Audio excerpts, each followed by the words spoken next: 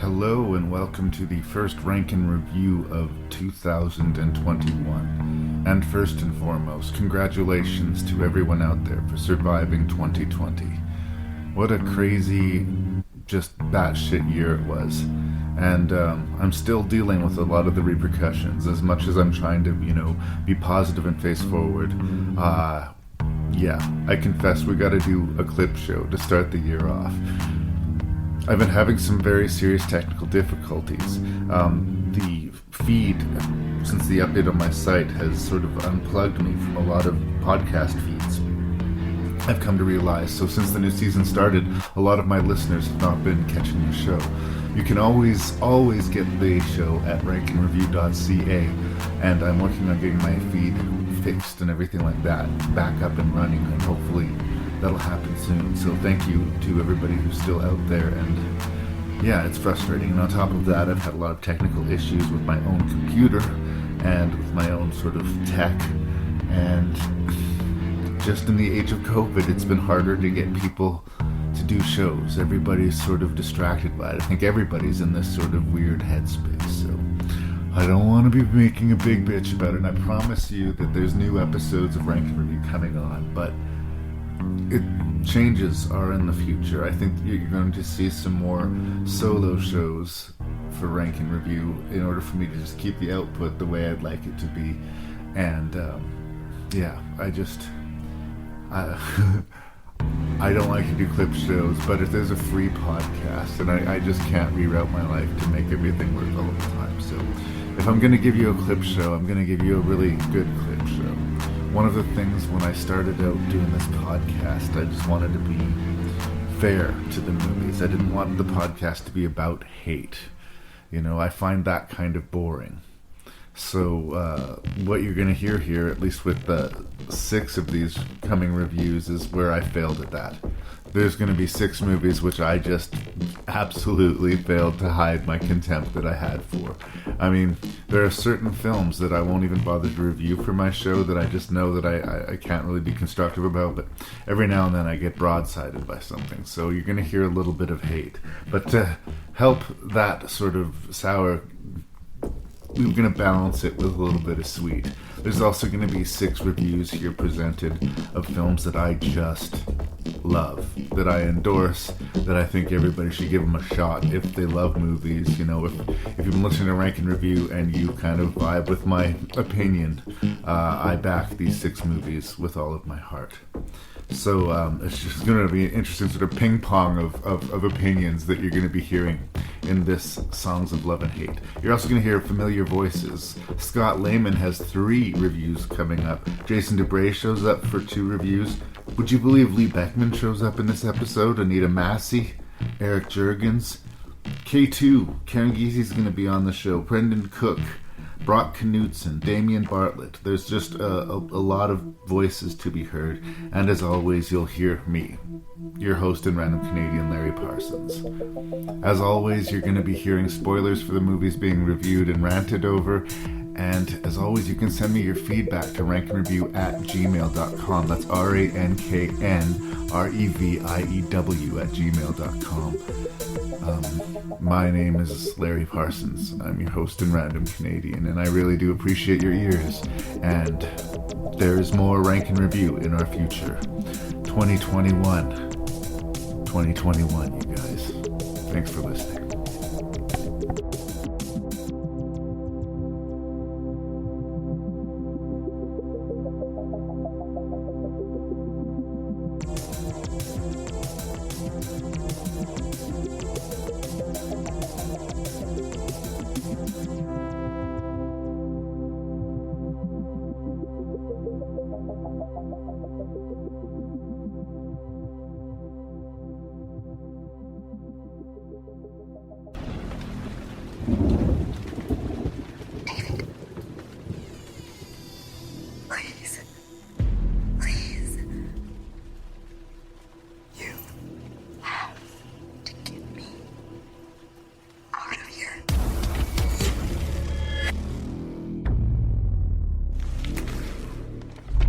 This book alone.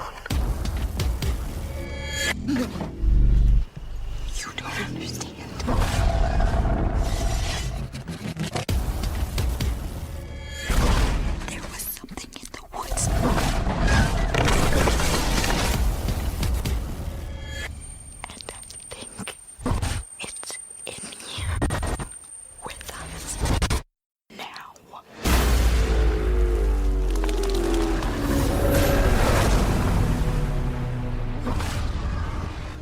do it. Let's do this. Of all the films that I bring baggage to, I think the Evil Dead remake is possibly the one that had the most to live up to in my mind. I'm going to say, I think I'm agreeing with you. Right. That I go into this a huge Evil Dead fan. Not the movie itself. Well, yes, the movie, but the whole franchise. It's one of my favorite horror franchises of all time. All time, for sure. And especially of the 80s. I hold that 1-2 punch of Evil Dead and Evil Dead 2 is just amazing. Like, I will watch anything Sam Raimi makes for the rest of his career because of those two movies. Yeah, if he released a video of him taking a bath, so be it. Yeah, I'll check that out. He's probably got great camera work. Maybe Bruce Campbell will show up as a cameo as the guy who hands him a towel. There you go, sir. Yeah, I do. I agree. I hold it very high. It's had a lot to live up to. So I went in a little bit resistant. I gotta say, I was like, all right, if you're gonna bring me some Evil Dead, Mr. Fede Alvarez is the name of this director and co-writer. You better bring something awesome. That's produced by the original. Sam Raimi is on board for this. So that did make me feel a little bit good, saying, you know what, it's going to be loved. Yeah. But that fucking trailer, though, was really strong.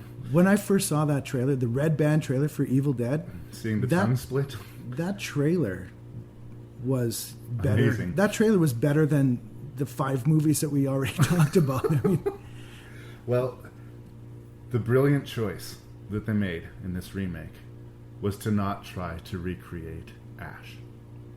Yeah. If you tried to bring a figure into this movie to step into the shoes of Bruce Campbell, it was immediately doomed to failure. Yeah. And I think Fede Alvarez knew that, and instead what he set out to do is to make the movie that Sam Raimi was trying to make when he made the original Evil Dead, with all of the tools that Sam Raimi didn't have when he made Evil Dead. This is a capital H horror movie. This movie is not fucking around. Like, it is one of the most horrifyingly violent and entertaining movies that I have seen in recent memory. I am a huge fan of this remake, and I did not expect to be. It's weird because it's a story about a bunch of kids who go to a cabin and do woods. Everything wrong. Yeah. Oh, here's a book sealed with barbed wire made of bound in human flesh that says do not read. Let's clip it open and start sounding out some of these words. Like, ostensibly, that's just fucking ridiculous. But I have watched this movie a lot. Like, I don't tire of it. I love it. And it is a better movie than Sam Raimi's Evil Dead. Whoa, that's hard. Those are big words. On a production level, on an acting for sure. level, yeah, you know what? On a visceral impact level, on an emotional affecting level, it achieves everything that it's trying to achieve. And the Evil Dead movie, it's got a lot of great scenes, but I don't think it achieves everything it wants to be. I think it's hobbled by its budget and the amateurish stuff going around it. I love Evil Dead. I'm not saying Evil Dead's a bad movie. No. I hope that that's not what you're hearing. I get you, what you're saying. I mean, I watched a documentary recently where Greg Nicotero had said if they could make the effects proper in the first Evil Dead, if they had the money or the resources to have the effects that they wanted to do, that movie would have been scarier than The Exorcist. Yeah. And I mean, maybe that's kind of what you're saying here, that it's a scarier movie. I enjoy watching the original Evil Dead a lot. I still get a lot out of it even today, even with all its rough corners. And it's got the rough corners, yeah. Yeah. This remake, man, I think that part of it was, whereas I had higher expectations of some of these other remakes, like, well, why couldn't they make an improved version of The Hitcher? Why couldn't they? It shouldn't be too hard. It shouldn't be that, but they kind of failed. In this one, I expected them to fail. And maybe that expectation was what made this sucker punch hit me. Because, shit. Well, you can tell they made a clear attempt to make what they could. It's like they tried to make the most terrifying movie that they possibly could. And I think that's the tagline for the movie, isn't it? It's a grueling experience in terror. That was the tagline for the original film. Right, this one, isn't it, say on the poster, I think it says the most terrifying movie you will ever experience or something like that. But and you can see from every image from everything from the image to the mood and the sound. There's a siren sound that they play now and then when bad shit is happening, and for whatever that puts chills. And the way the creatures move, everything, the over the top gore is there.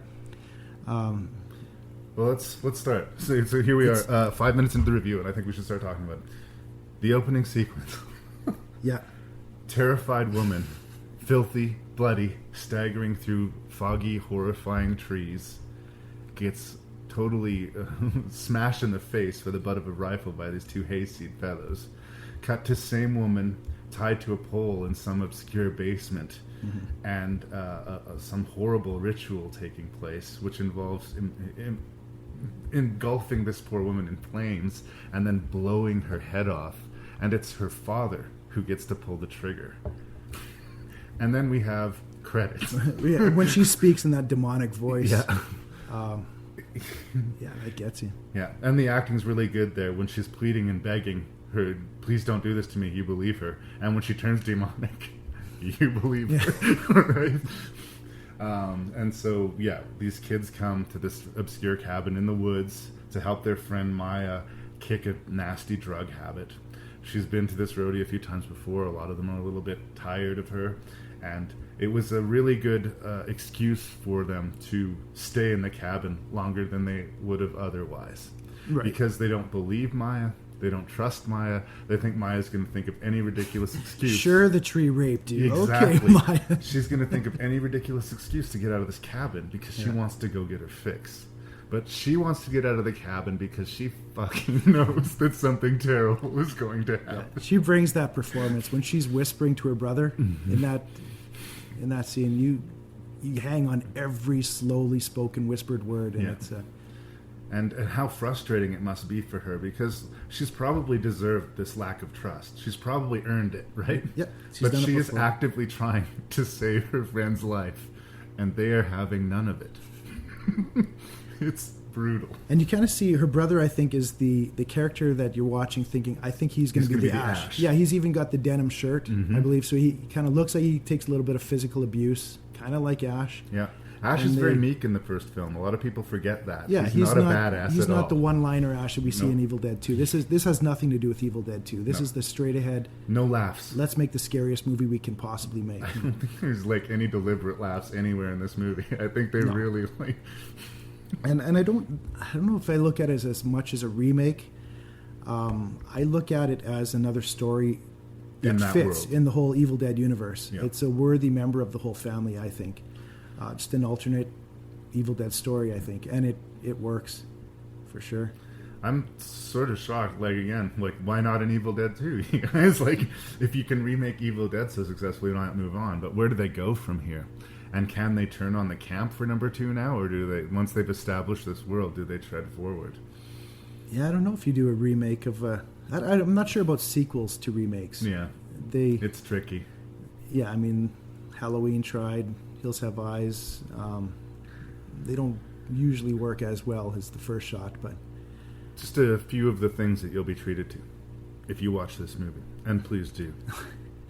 A woman slaps another woman, throws her down on the ground, flips her over, and full-on vomits into her face. Sam Raimi loves people vomiting on each other's faces, doesn't he? Drag Me to Hell? Drag Me to the Hell is just full of fluids. There's a lot of fluids in that. Yeah, it's gag-inducing. There's a scene where the guy who we should hate, but I still like, the dude who reads from the book, who actually cuts the book open and reads from it, who is responsible for all of this. His girlfriend stabs him in the face several times with a needle, and we see him remove the needle from his lower eyelid. It's the most horrifying thing. And these are just a couple of moments. They're all over this movie. They're all over this movie. And that's without even talking about tree rape. And that was one of the few things that they took from the original. That's from the original, right. Yeah. And it's interesting, Sam Raimi has said that he's kind of a little bit embarrassed by that sequence as he grew up. It's like, it's a sequence he came up with as a young man and thought it was badass and cool, but as he's grown up and got a little more perspective on it, he thought it was maybe a little bit distasteful. So it's funny because he did it again in Evil Dead 2, so I mean, he must have not thought it was that distasteful, but I guess it was less implicitly rape and it was more the trees killed that woman. And infected her with whatever demonic presence. And you're missing the biggest ick kind of moment, I think, is the slicing of her own tongue. Oh, she splits her tongue. Oh my goodness, that is such a. I showed my wife that scene, and she had to turn her head away, and she was gagging. She said, "This, she's making that sound, and she could not watch it." So you're watching an effective horror movie with somebody who's gagging. Yeah, and I thought that is so disgusting. I love the hell out of it. Yeah. We engage with the characters in a way that, they seem real to me. In the original movie, it's a group of people that come to a cabin to be killed, and they're two sets of couples, really, and they're fine. But everybody's motivations, except for the idiot who reads the book, I completely buy. Mm-hmm. And the fact that her brother, like you said, the guy David, played by Shiloh Fernandez, you kind of expect to play this heroic role. And in the end, he kind of does. He doesn't to a certain extent until he's no longer alive. Yeah, and it's like, oh, okay, the hero's dead now. The movie's about Maya. Yeah, and that final confrontation, which is a complete new invention, but that I completely buy in this Evil Dead world.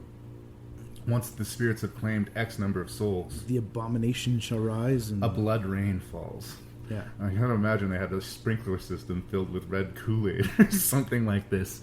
And the entire end sequence, Maya is fighting a demonic version of herself.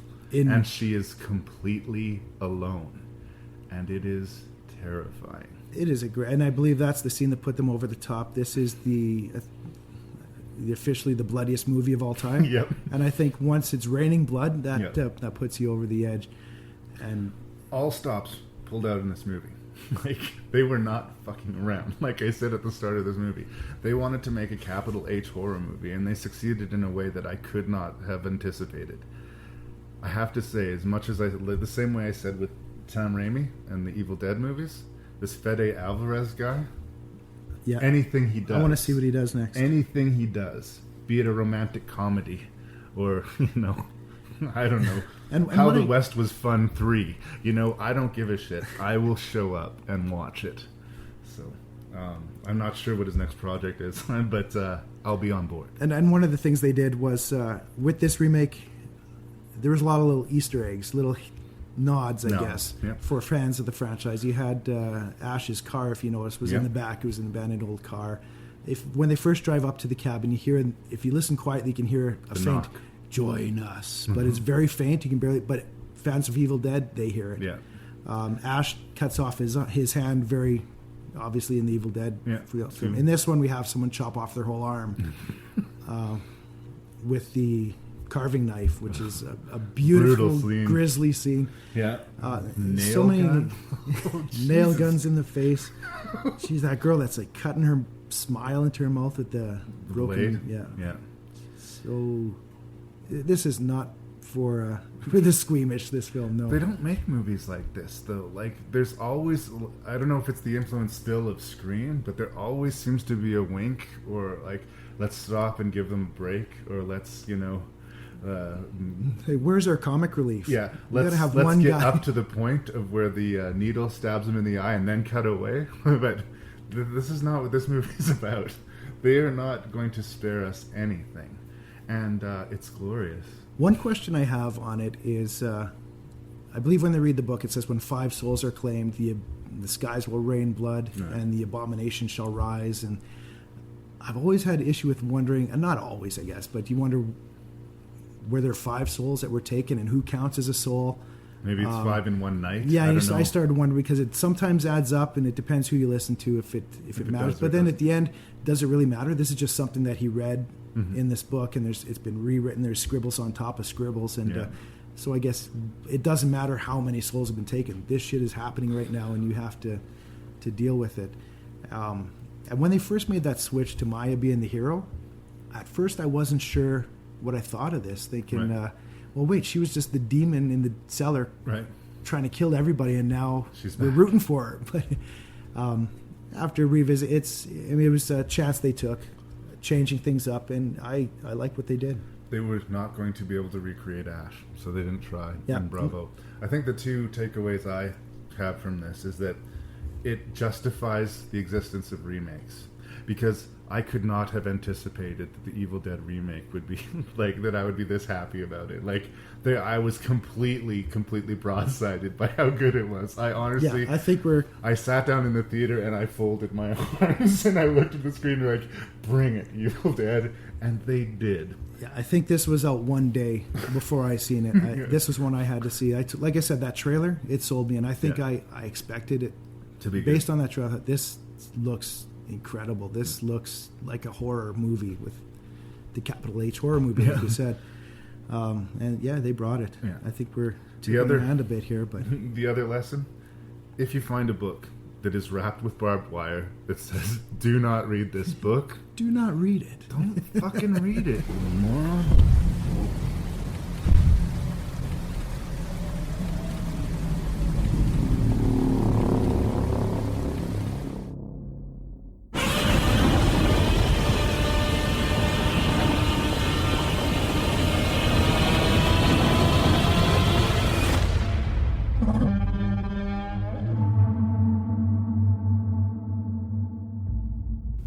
Okay, let's talk about the worst movie of this list. Movies. Well, that was forward. I'm sorry, but we saved the worst for last. The last time we spoke about Roland Emmerich, Karen Giese and I believe, were talking about Independence Day. Okay. And I gave it the low praise of being Roland Emmerich's finest hour. Ooh. You're wasting no time. It's interesting. This movie, it has the unpleasant distinction of managing the impossible. It made me dislike Ferris Bueller. You know what? I was sort of thinking about this. You know what they should have done? Is they should have hired Matthew Broderick and said, okay, you're going to be Ferris Bueller, but you're Ferris Bueller like 15 years from now, maybe a little bit Fighting farther. Godzilla. And he could turn and talk to us through the camera and make commentary about You see, this. I would have paid to see. I think that's the movie they should have made. And in fact, he takes Godzilla and says, "Hey, man, let's go paint New York, right?" And they have a car, and him and Godzilla are driving along, and even that ding ding ding ding ding ding ding ding. Yeah, Still surfing the wave of the tremendous success of Independence Day. Roland yeah. Emmerich. At this point, Dean Devlin and Roland Emmerich were Hollywood golden boys. And, they've never stopped making big blockbuster movies. They just haven't made a good one. They have not made a good one. Yeah. I think that this might be the worst. Wow, I haven't seen 2012 or 10,000 BC. Oh, I haven't seen 10,000 BC. I couldn't say about that. But I think it's worse than 2012. Okay, well, I'll take your word for it. And that's challenging. That's challenging. Yeah, if you to be look at their worse than film, if you 2000. look at their filmography, you just don't. Yeah, because we've got what they were known for at this point: Stargate, Universal Soldier. Universal Soldiers, Yeah. and then Independence Day. So yeah, he's one of those. I don't know. He's a successful filmmaker, but not a very good one. Yeah. I'm sorry to be so brutal about At this point, they were known for big budget looking movies, but made on a smaller budget.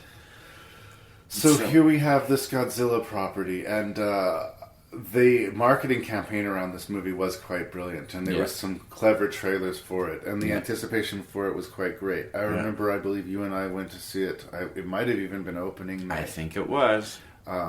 And I didn't like it then, and it's aged terribly. I like it less now than I liked it then, and I did not like it then. Yeah, I actually fell asleep the first time I saw this movie a little bit.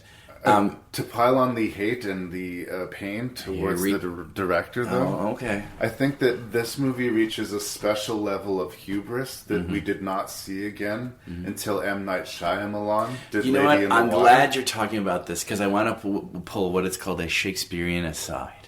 Well, can I finish it? Sorry. What I'm trying to say is Yeah. that, in Lady in the Water, not only does Shyamalan have a guy who's a critic who dies a bad death, but he casts himself as a guy who writes a work of such importance that it changes the world. It's so pretentious as to be gobsmacking. In this version of Godzilla, the mayor and the assistant mayor represents Ebert, Siskel and Ebert, the late lamented film critics from at the movies. Because they'd never given him a positive review. And throughout the movie, they're shown giving thumbs up and thumbs down. And it's this big blowing a raspberry. You give me bad reviews, but my movies make money.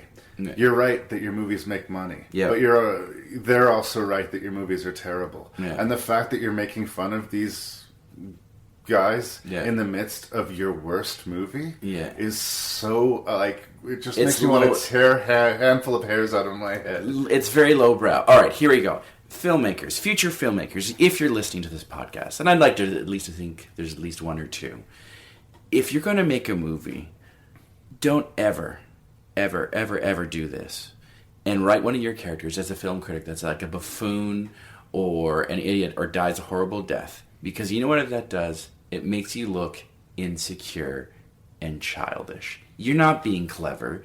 You're not being smart. You're not, this is, sneaky. You're just, it's a lame dick move. Embrace who you are. If he was doing it in a way admitting this movie is stupid and ha ha ha, I might have laughed with him at least. I would have still thought it was dumb, but I could have laughed with him. But no, this was him waving a big fucking middle finger saying, fuck you guys. I'm a brilliant filmmaker, and the box office reflects that. It's a dick move. It's a dick move, and it makes me like them less than its present. No, don't do it. Don't do it. M. Night Shyamalan Ding Dong did it in Lady in the Water. There's been other filmmakers that have done it. Don't do it. It's a lame dick move, and that's sort of the icing on the cake with this movie in a lot of ways. It's funny how much we've been able to talk about Godzilla without actually talking about the movie at all. There's a plot to this. Here's something else. I've never understood the popularity of the Godzilla movies. At the end of the day, they're really just sequences of a man in a green outfit up until probably this movie when Godzilla was rendered CGI, crushing miniature sets with cutaway shots of Japanese actors going, I don't know. I think I get it. I mean, obviously the special effects standards were different in the 50s and 60s than they are now. And obviously they don't impress as much. I did a not very favorable review of Godzilla versus King Kong in my Versus episode, so I understand. They have a kitsch quality to them, I know. But I think I understand the appeal of Godzilla, at least on that side of the ocean, as, the classic Hollywood monsters were sort of overtaken by fears of the atomic age. Giant ants and giant monsters and atomic whatever. Fears from outer space. And on the other side of the ocean, it was Godzilla. Nuclear disaster and devastation created this monster that crawled out of the ocean and created more devastation. Devastation created from devastation. I understand that working as a conceit. And I can't help but think that Hollywood producers on this side of the ocean, when they caught wind of Godzilla, were like slapping their foreheads saying, of course, a giant lizard. What the fuck have we been doing this whole time?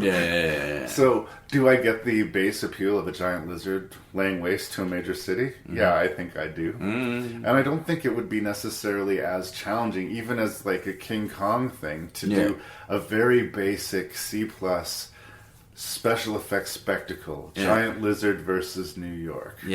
But this movie thinks it's funny. This movie thinks it's like got the momentum and the sort of energy of like a Raiders of the Lost Ark or some real popcorn extravaganza that just is utterly handling the audience. And it's generally misjudging where the audience is almost every step of the way.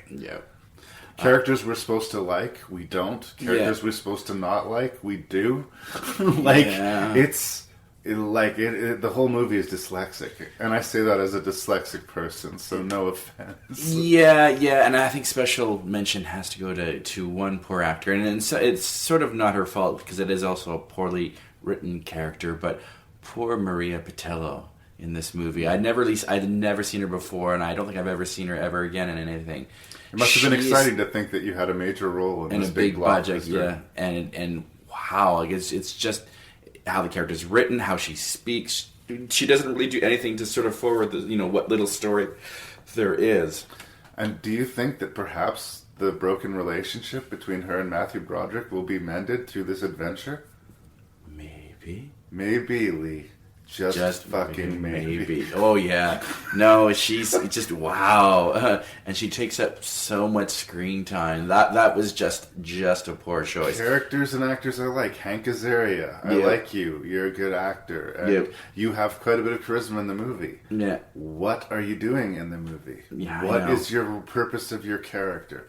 Jean Reno, I Will Always Love You from The Professional. What are you doing in this movie? Drinking American coffee and going bleh. You know what? It was nice to see genre favorites Clyde Cousteau and George Chung and Al Leong. Al Leong, if you people know, was a huge Asian stuntman from the 80s. All those guys showed up in Big Trouble in Little China. Right. Anyways, but Al Leong was the guy who tortured Mel Gibson in Lethal Weapon. Right. He's that guy. And everyone should get a chance to torture Mel Gibson, in my humble opinion. But hey, we'll save that for another day. So it was neat to see them at the beginning of the movie when Godzilla attacks this boat. Even the look of the film is just so very dated now. It's all very CGI'd, very, circa 90s. So the look of the film, I don't quite enjoy. Do you remember the soundtrack when this came out? It was a big deal at the time, wasn't it? Yeah. Yeah, it's got Puff Daddy. And I was always waiting for that trailer for the fucking monster to eat Puff Daddy, and it never came. It was just like one giant cock tease. Well, and that's the thing we're talking about. Like, here's some people who are in the movie, and here's the soundtrack. Here are all the things they tried to make this movie sellable. Yeah. I don't even like the nouveau design of Godzilla. Yeah, they changed it, and that was one of the criticisms. There's something Muppety about his face that takes away the scare. Yeah. And when they go to the point of him laying all the eggs and, like, there being raptor Godzillas. Yeah, let's get to that, too. Do you remember? Yeah, you obviously remember the advertising to that. Do you remember Kodak. Do you remember the first teaser for Godzilla and what it was doing? fishing? The guy's fishing. No, that was more when it was closer. The first one was that sort of little slap in the face to Jurassic Park, because at this point Jurassic Park had been out for a while, and they had that teaser where that teacher took that class to the museum, right, and they're talking about the T-Rex and how powerful and dangerous it is, and well, obviously it's sort of referencing, and all of a sudden you hear that familiar boom, and Godzilla's foot comes crashing in and crushing the skeleton. Again, the fucking arrogance of that. That was kind of a big fuck you to Jurassic Park, and then they made Godzilla, and it was just sort of not as good. It's like the how to do it and how not to. Yeah. Like, we're going to make a movie better than Jurassic Park, and fuck Jurassic Park, no. Yeah. I like the way the Jurassic World had one of their dinosaurs eat Jaws at the beginning of the movie. Yeah. And, like, you saw that or you didn't. Yeah. But it was a wink. But it wasn't we're better than Jurassic Park, or we're better than Jaws. Yeah. Fuck you, man. Yeah. You're not. Yeah, no. And then they had the audacity to steal the whole raptor thing. Let's make baby raptor Godzillas, because that's what Jurassic Park did. And some of the shots are almost shot for shot. Like, it's embarrassing. So, you know what? Fuck you, Roland Emmerich, is kind of what it's at.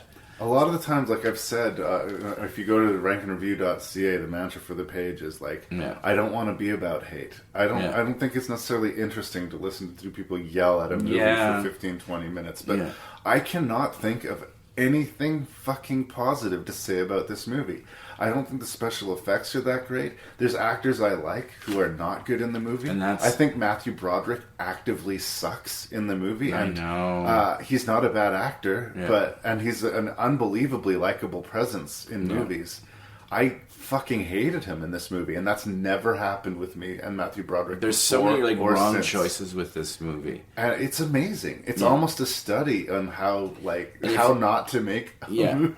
And if you're gonna try and insult the beard, you better bring the goods. Otherwise, you're gonna fall flat on your face. It also needs to be cut by a good 30 minutes. Like, honestly, you really don't need the Madison Square sequence.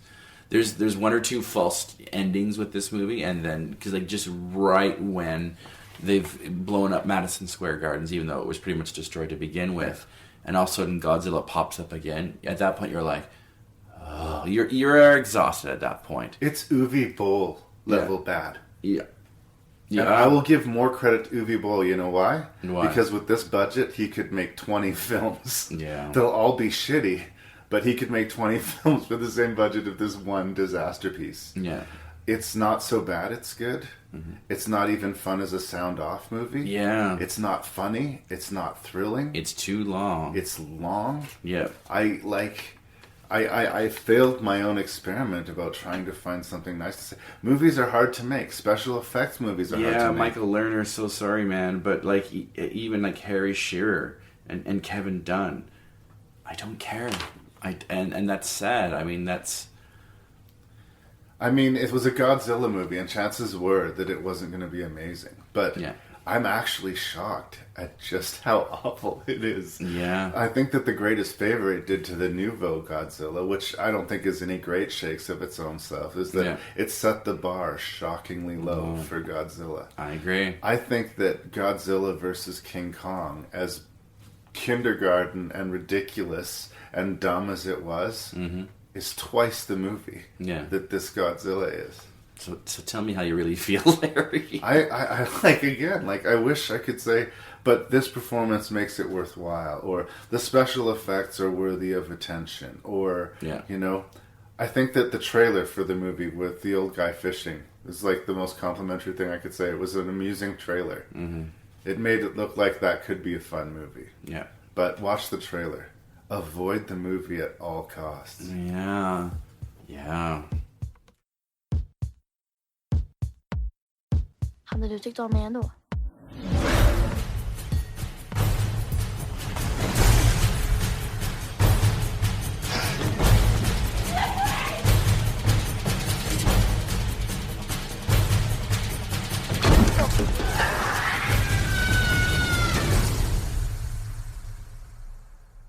Vill du bli ihop med mig?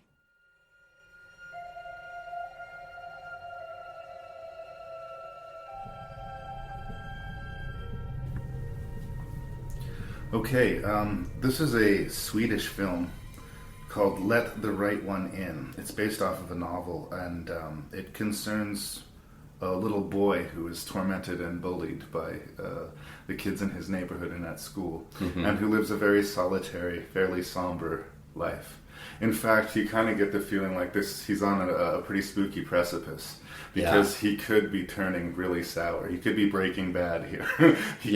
He could be actually being made into some kind of a sociopath. Yeah, actually. But happily, or not happily, depending on how you choose to interpret it, he meets a mysterious girl who moves in next door, who doesn't seem to be affected by the cold, who seems to have strength beyond any 12-year-old girls, and who manages to instill in him a sense of self-worth and inspires him to sort of defend himself and find his own sort of strength.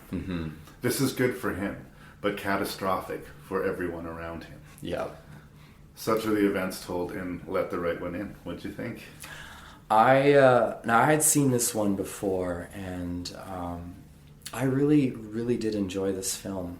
It's not your necessarily super fast-moving movie, but what I liked is that it takes its time in the storytelling, and the characters are given their full berth of being able to sort of express themselves. You meet Oscar, and you get the sense that his mom is busy. I mean, she's a mom, but it's always like kind of, Oscar, stop being... I have a busy life somewhere else. She's like licking her own wounds so extensively that she's sort of maybe not... Ignoring her son might be pushing it, but she's not paying as much attention to him as she could. Yeah. And I don't think recognizing the hurt that he is suffering. That he is going through. Yeah. And you can see that later, just a little later on in the film, he has a father, and his father has moved on in his own way. Yeah.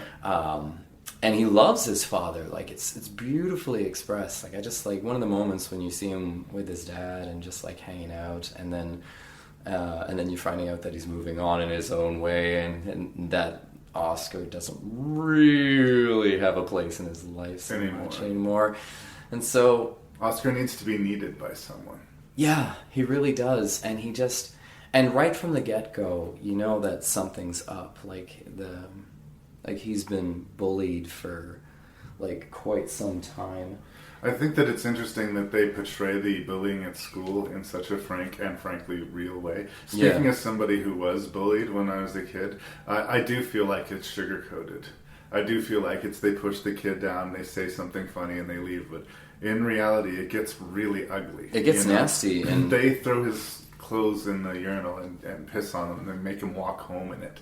Yeah. You know, they humiliate him, and they do as much psychological as well as physical damage as they can on him, and they do it with glee.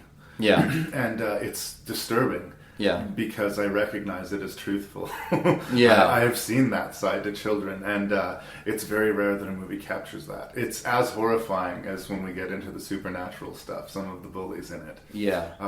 This is a film in which children are killed, and I'm kind of indifferent about some by the time it happens. I mean, it's not that I want any of these kids dead, but they have established themselves as such villains that I don't necessarily pity them either. Yeah. Like the thing of the matter is that with all bullying, if taken too far, the other side of the story is that the victim gets killed, right? Or the victim becomes corrupted. Right. The cycle of violence. The only way to not feel like a victim is to, like they'll always say, just go stand up to that bully. Go punch that bully in the nose. Break his nose. And then your bullying problems will be over.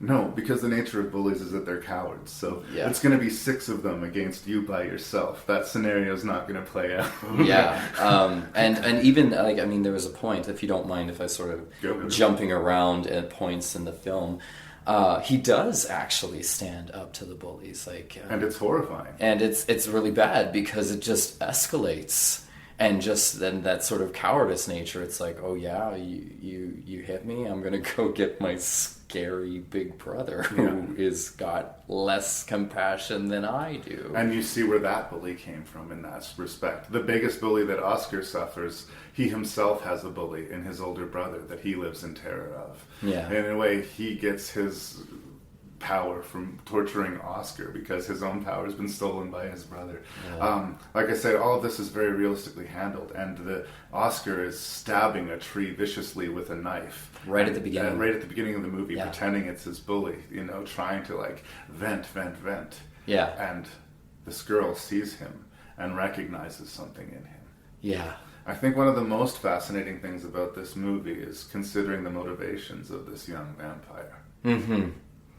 And it's not really named how old she is, but I get the sense. She says she's 12, but she's been 12 for a really, really long time. And the feeling I also get is that she has gone through generations of keepers. And this is the beginning of her next. Her next keeper. And so that in itself is a really open-ended sort of story that never quite gets answered, but just left to your imagination. It's a rescue and a reprieve from this horrible life of powerlessness that he's suffering that she offers him. Yeah. And she never offers it to him. She never says, this is what you're going to do, but she sets the path for him. Yeah. Her watcher, the guy who's been looking after her, is getting old and sloppy in his work. Yeah. And it's time to replace him. And I think the interesting thing is that will be Oscar's fate, presumably. One day, Oscar will get too old to do the job efficiently, and she will befriend some other sad little boy, and the whole cycle will begin again. And when looked at through that prism, is it a happy ending to this movie? It's what Oscar wants. Yeah. And it maybe is better than Oscar growing up to become a little sociopath. Yeah. But is it a happy ending? I would say in the interim, in the immediate moment, it is a happy ending. It's a happy ending. Because I'm also thinking about what happens immediately after. There's a lot of innocent blood that is spilled in the left and right of this too. It's not just the bullies and the bad guys who die. No. She needs to feed fairly regularly, and people who are in the wrong place at the wrong time are victims. Yeah, the townies. I call that group the townies. The townies. And people who mean to do good, a police investigator who's trying to, solve the crimes, or someone who's wanting to figure out what happened to a loved one. They get too nosy, they get too close to this fire, and they become another victim in this web. Yeah. All the same, we still like this little vampire for some reason. For some reason, she's kind of adorable. But utterly terrifying. Like, she ends up like accidentally making vampires because she had to flee, and one of the townies is a victim of that. And I liked how that sort of, there was just some very interesting dynamics right there. And for a movie that is so sedate and reserved, like you said, which does take its time, when the violence comes, it is shockingly real. Are we referring to the very end? Well, there's the ending, but I'm just talking. We've seen, say, for instance, a vampire get struck by sunlight and burst into flames, which but was we've never seen spectacular. someone who's strapped into a hospital bed. Yeah. And the nurse opens the curtains and just she erupts in flames and starts flailing around, and the nurse also, just for being next to her, is also engulfed in flames, like or the interesting new addition of cats somehow being able to tell that you're a vampire and attacking. It was like the cats were like, this is a enemy predator. And we have to kill it, even at the cost of our own lives. This thing needs to die. This thing needs to die. Kill it a lot. There's a really brutal sequence where this woman's being attacked by a cat. Oh, yeah, and the cats are freaking out, and they've latched into her flesh, and they're, like, clawing and biting her, and not, like, gently either. And in a movie, like I say, that has been fairly gentle and sedate otherwise, it really jars you in your seat. And like, oh my goodness. Yeah. There's kind of hints as to what kind of creature that Ellie is, because there's a point where she's in a room with Oscar and the light comes on suddenly, and her eyes, her pupils were dilated, were kind of cat-like. Just squinted slightly. Yeah, and then it just went back to normal, and I was like, I think one of the more powerful scenes to me too is a little trust game that is played between these two kids. Again, if you can call her a kid. Where he tests this sort of, you're a vampire, okay, well, prove it. You say you can't come in unless I invite you. And that was an interesting piece of mythology that's never really been explored before. It's a real definite thing about vampires. It's in the vampire mythology, absolutely. But in movies, we don't see it that often. No. And she passes the threshold of his door and stands her ground and just starts shaking and trembling and just bleeding out of every orifice. And she stands her ground until he says, you're invited in, you're invited in. It's a trust game. Yeah. And you know, it's a really interesting scene because for a moment she does put her life entirely in his hands. Probably for the first and only moment in her existence. But that is possible. I don't think that that's happened before. There must be some, you know, just as a thought, Larry, maybe the reason that she trusted him is because she maybe sensed the inner monster in Oscar. And so she's like, you're a kindred spirit. And he'll be happy with her is the thing. He'll be doing horrible things and at the end of the day become a mass murderer to feed this love. And it's a love that can never really be fully...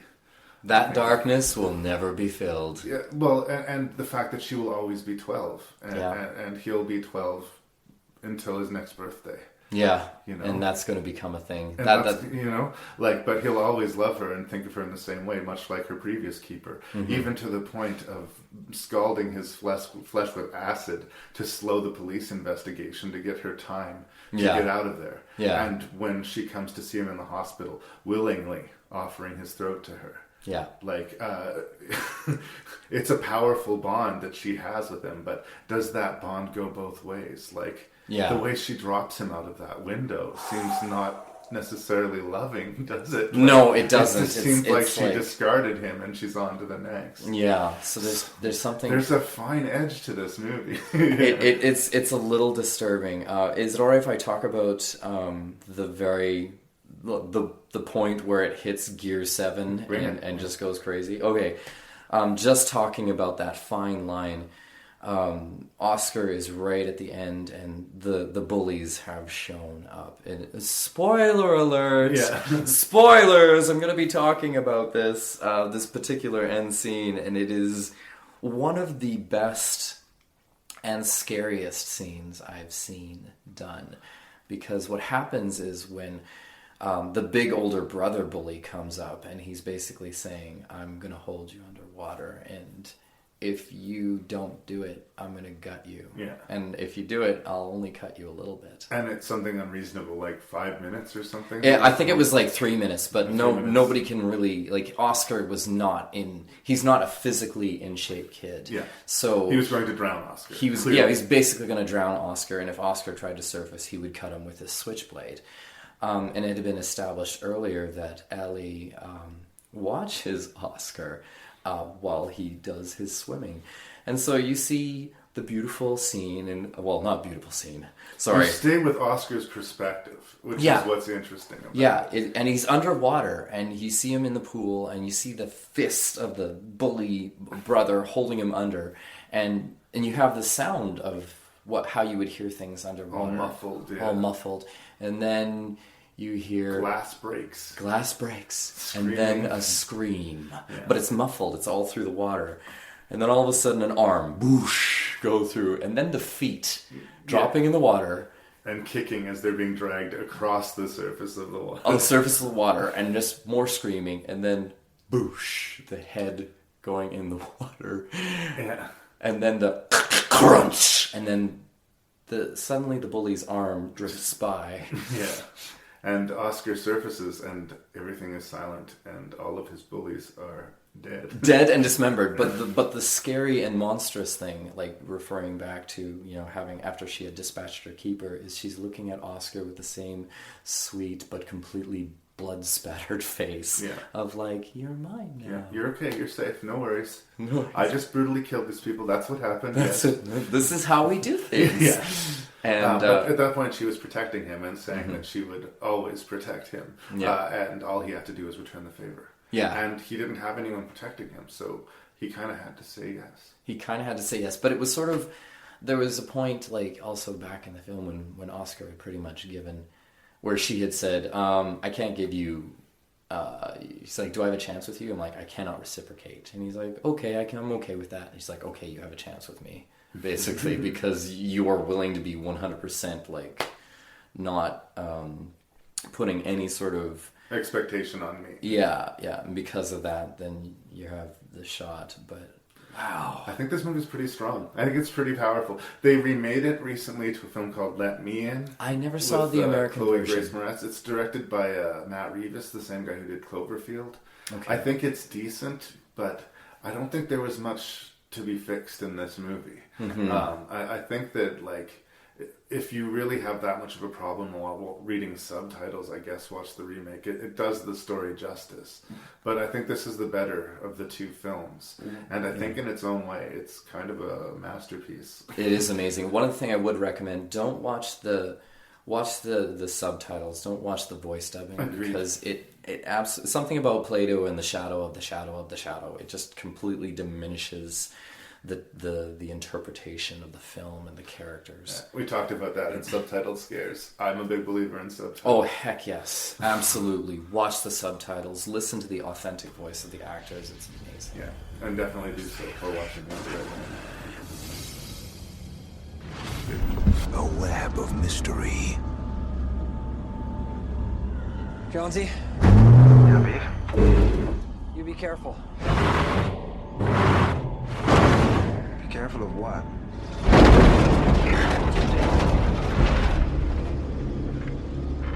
A pattern of fear. And where are they all going? It's not where they're going that worries me. It's what are they running away from? Form the design of an alien invasion.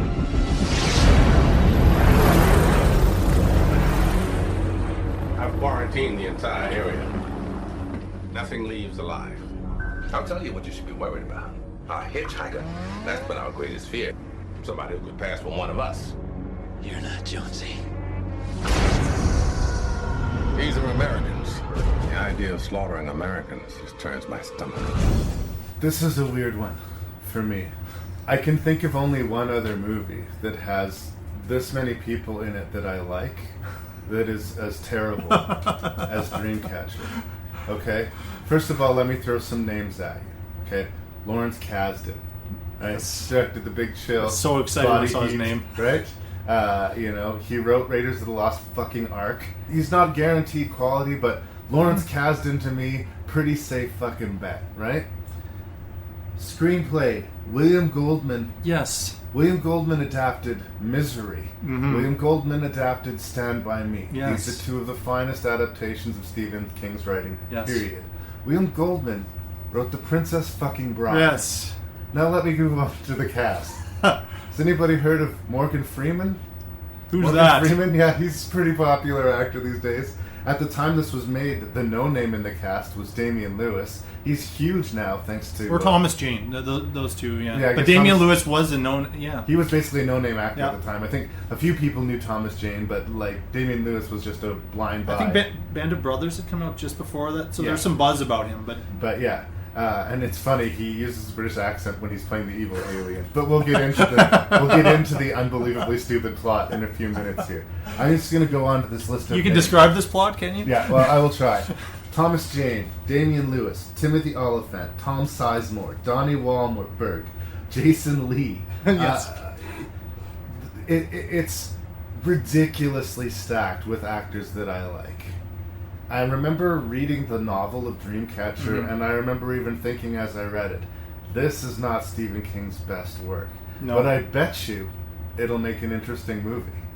And holy shit, was I wrong about that. Because despite this collection of talented people, this movie is a straight-up debacle. I think... Laughable at points. It comes close to just an out-and-out catastrophe. The only movie I can compare to it as far as level of talent to level of disappointment is Mary Shelley's Frankenstein. Oh, okay. In which Kenneth Branagh, Francis Ford Coppola, Frank Darabont, Robert De Niro got together to just take a huge shit on film audiences everywhere. So, I am not mincing words in Dreamcatcher. I am not a fucking fan of this movie, and I wanted to be. I like Mary Shelley's Frankenstein a lot more than this. I'll tell you that. Okay, starting with the book, again, because that seems to be what we've been doing. Yeah. This was the book he wrote right after his accident. The As I understand first it, he was in his hospital bed. He was recovering. He wrote it by hand, hand in candlelight. In candlelight. So it's the most painful. He was in pain. It's a painful way to write. Yeah. And it is a very angry novel. And it has some good stuff in it, but then it goes really wrong early. And so as I read it, I thought, no, I don't think this is going to be a good movie because they're always a notch worse. Right. And I don't like this book.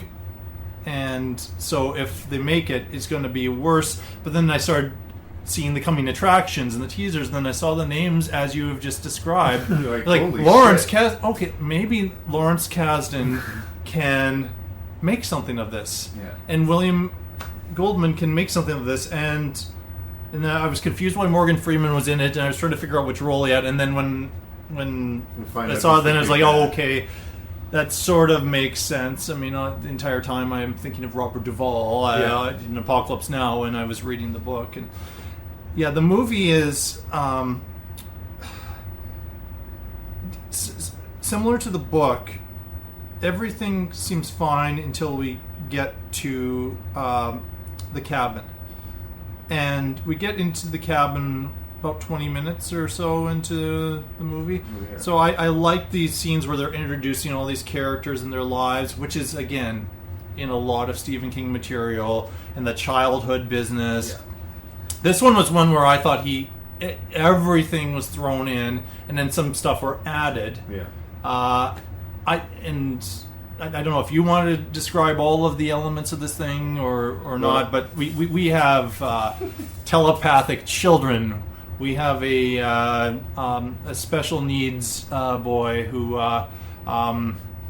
has sort of these powers, and then there's always these bullies that are, when this kid's discovered, they're unbelievably horrible, and then we see this kind of a version of the Losers Club come and save this kid, and then they all become friends, and they have this tight psychic bond. Basically, that's what I was going to say. So that's okay. It again, and then there's a cabin. Cabins are always great locations.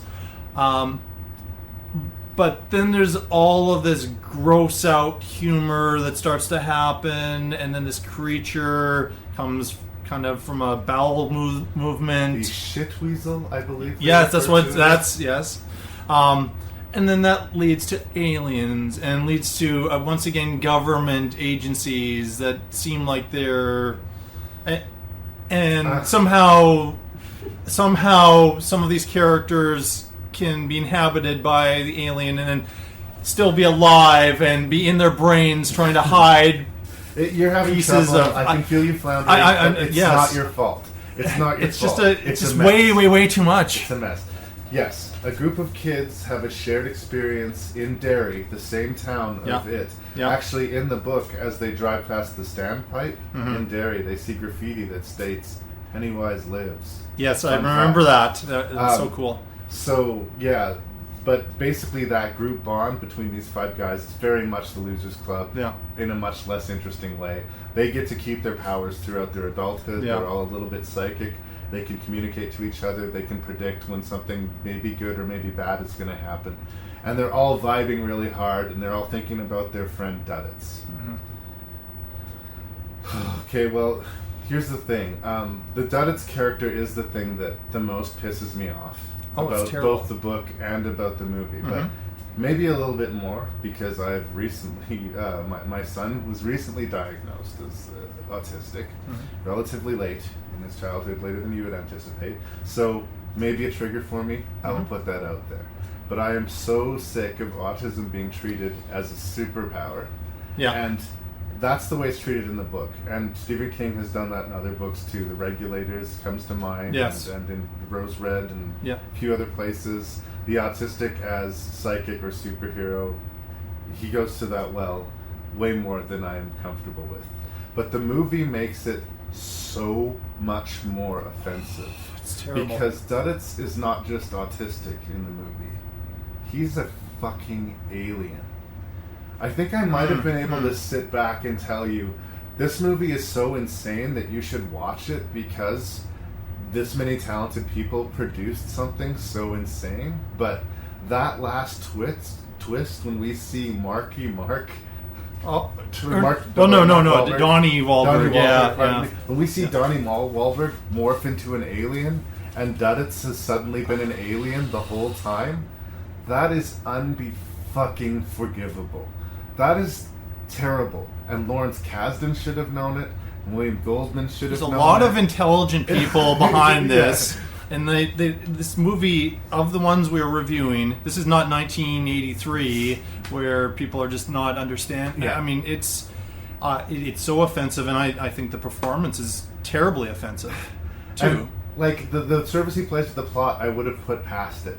But the fact that he's actually not of this fucking world for some reason, when I rewatched it for the podcast, slapped me in the face. I was like, this was incompetent and this was disappointing.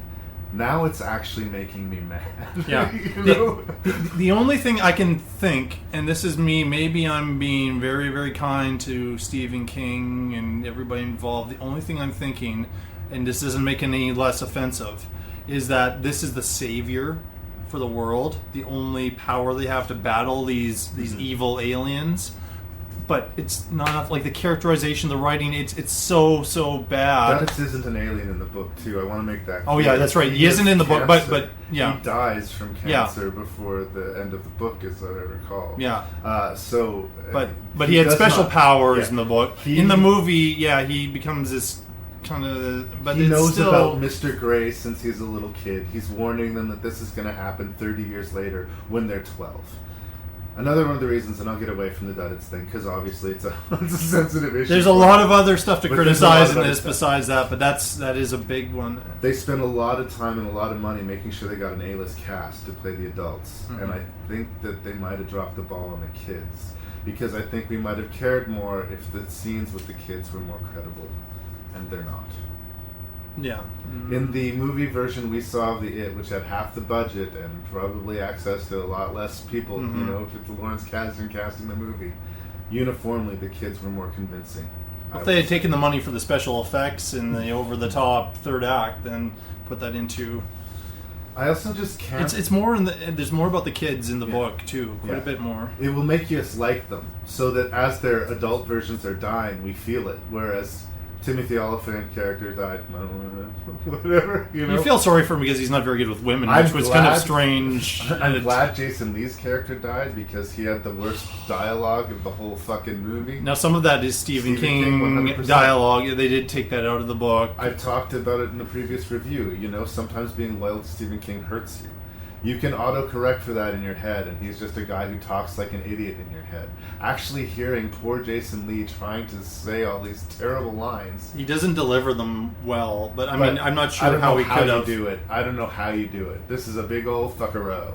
Nobody talks like Different Day is not as cool as Stephen King seems to think it is. I mean, I like to think that maybe he was the influence of the meds that he was under as he was writing the book. He could be, yeah. And, this is the first book he published since the accident, so Hollywood was like, welcome back, Stephen King. We're going to give you royalty treatment for this new book. Mm-hmm. And it didn't deserve it. The other thing, and we're already like 12 minutes into this review, but I cannot underserve just how gross this is. Not that I have a problem with Stephen King books being gross, but this weasel that gets shot out of this hunter. Horrifying. Not for the right reasons. Yeah. Jason Lee's character is sitting on the toilet, and he's got this pacifying need that he wants to chew on a toothpick. Oh, I was good. Yeah. It's the least credible scene, and this is both in the book and in the movie. And I know Stephen King personally is really proud of it, but he wants to pick up this toothpick so bad that he risks his life for a toothpick. I don't believe that, first of all, as an excuse, but secondly, that whole bathroom reeks and is covered with blood and it's on the ground. And red alien fungus. And you're going to lean over and you're going to pick a toothpick off of the ground to chew in your mouth because you can't wait for 2 minutes for your buddy Jonesy, right? Mm-hmm. The gross out stuff is definitely gross. Like, I mean, as Stephen King has said in the past, we tend to get all of our really bad news in the bathroom. So setting, like, I guess I understand the horror aspect of setting something that visceral there, but cheap, it seems really cheap. It seems so gross and so B-movie that it should be in a trauma movie, not a Lawrence Kasdan movie, right? And when we're not even done there's another scene later on after that where Timothy Oliphant's urinating in the snow and the creature erupts in the stream of urine that he's peeing, and it's like they double down on it. It's so off. Like, well, it would be something like a cheap laugh for kids type of movie, but it's in this horror story. The only thing I can, again, I feel like I'm defending this, yet I hate it, you know. I think what they were trying to establish with that toothpick business, even though it's totally illogical, is that this is like that character is so stressed all the time that he needs to be have a toothpick in his mouth, and we see that I think in the flashback as well. And then he's getting really, really nervous, having to sit on this toilet while this alien or whatever it is, we don't know it's an alien at that point.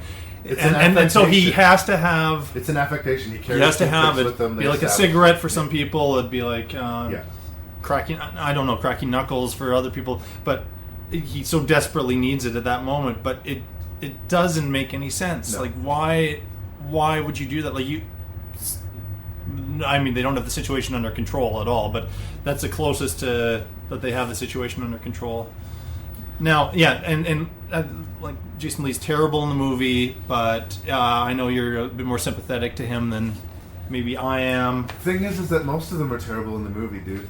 Like, good actors. Damian Lewis, this was, I actually thought, I spent a long time thinking that he is overrated, and this movie is one of the reasons, because the moments when he's switching between himself and the alien with the British accent they're so badly done, and his facial expressions are ridiculous. And I get it, the alien doesn't know how to act like a human being. It's unintentionally comic, but I will give this to Damian Lewis. He's doing the best he can with some really bad material. I don't know how you would play that. Like, reading that script, be more subtle. Yeah. I mean, like, as we were talking about Timothy Hutton, who had to play a dual role. Yeah. I mean, he had more license, I think, to be over the top than Damian Lewis, and he found the right balance.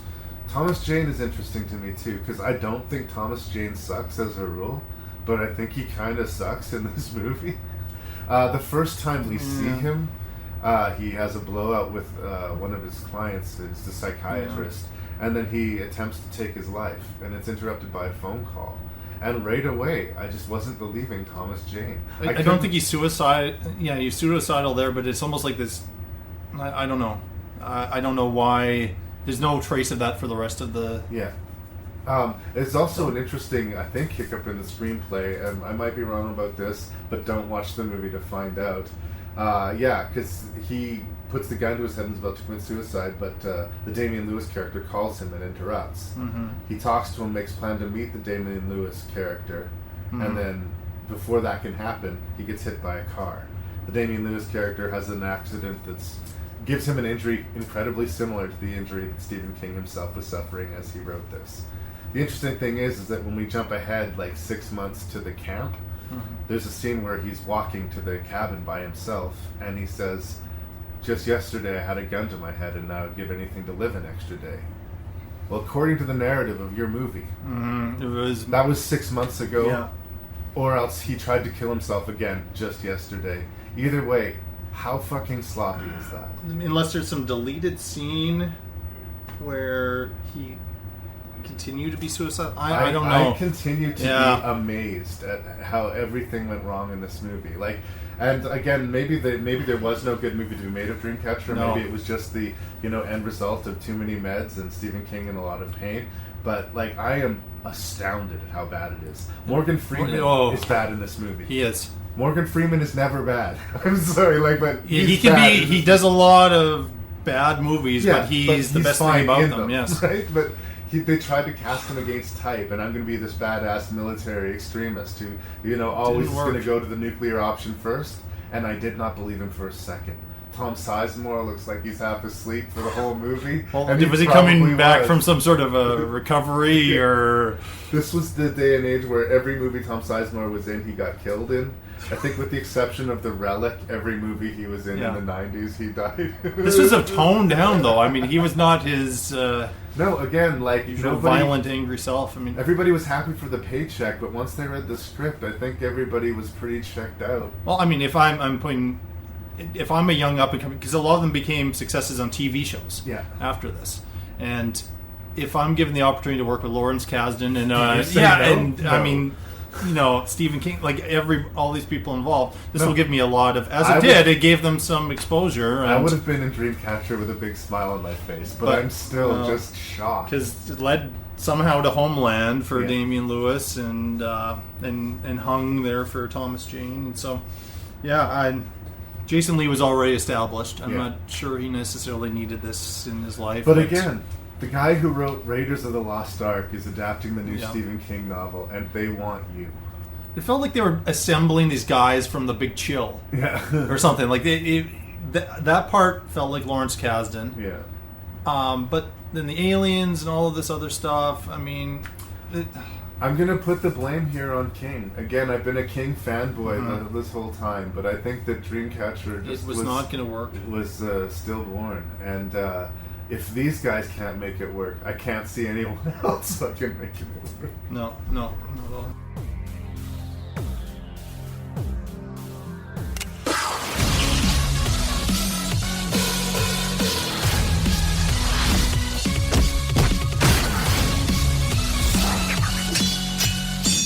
What are you doing? Getting a life. You want to fight me for her? Why on earth would you want to do that? Because I'm in love with her.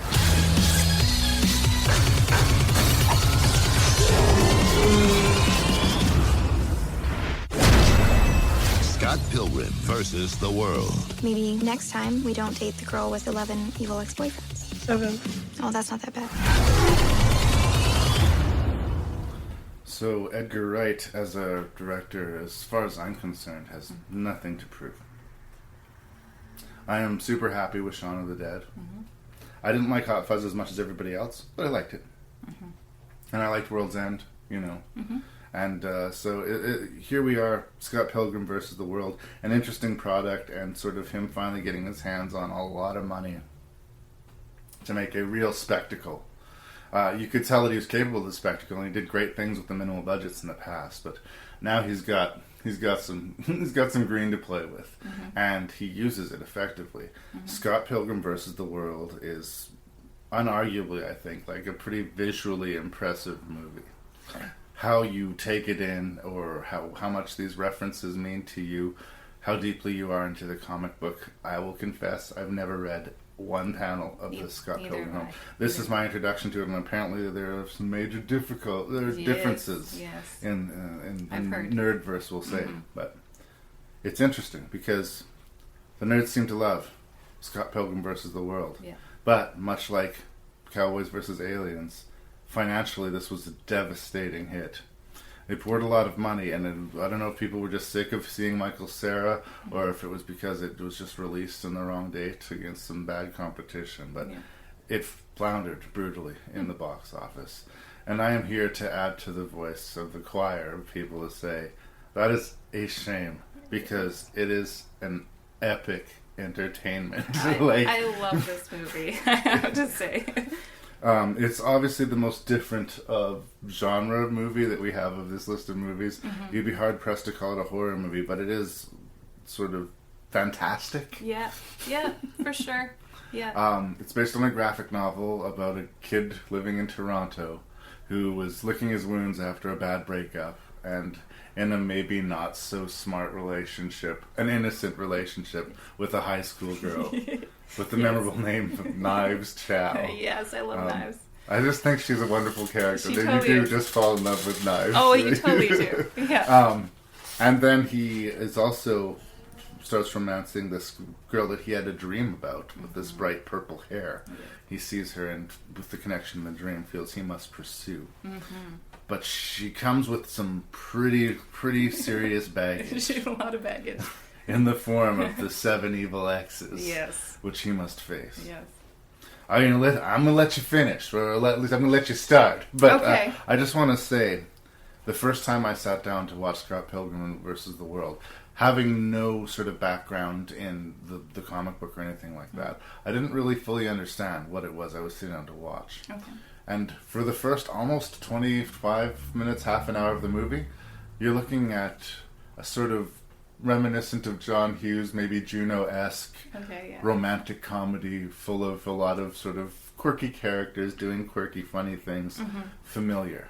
And I remember settling into this, this will be fine, this will be nice, I can watch this movie and sort of forget it as I watch it. Right. And then, all of a sudden, the movie just kicks into high gear. The first X shows up, and you are treated to this bizarre dance spectacle fight scene.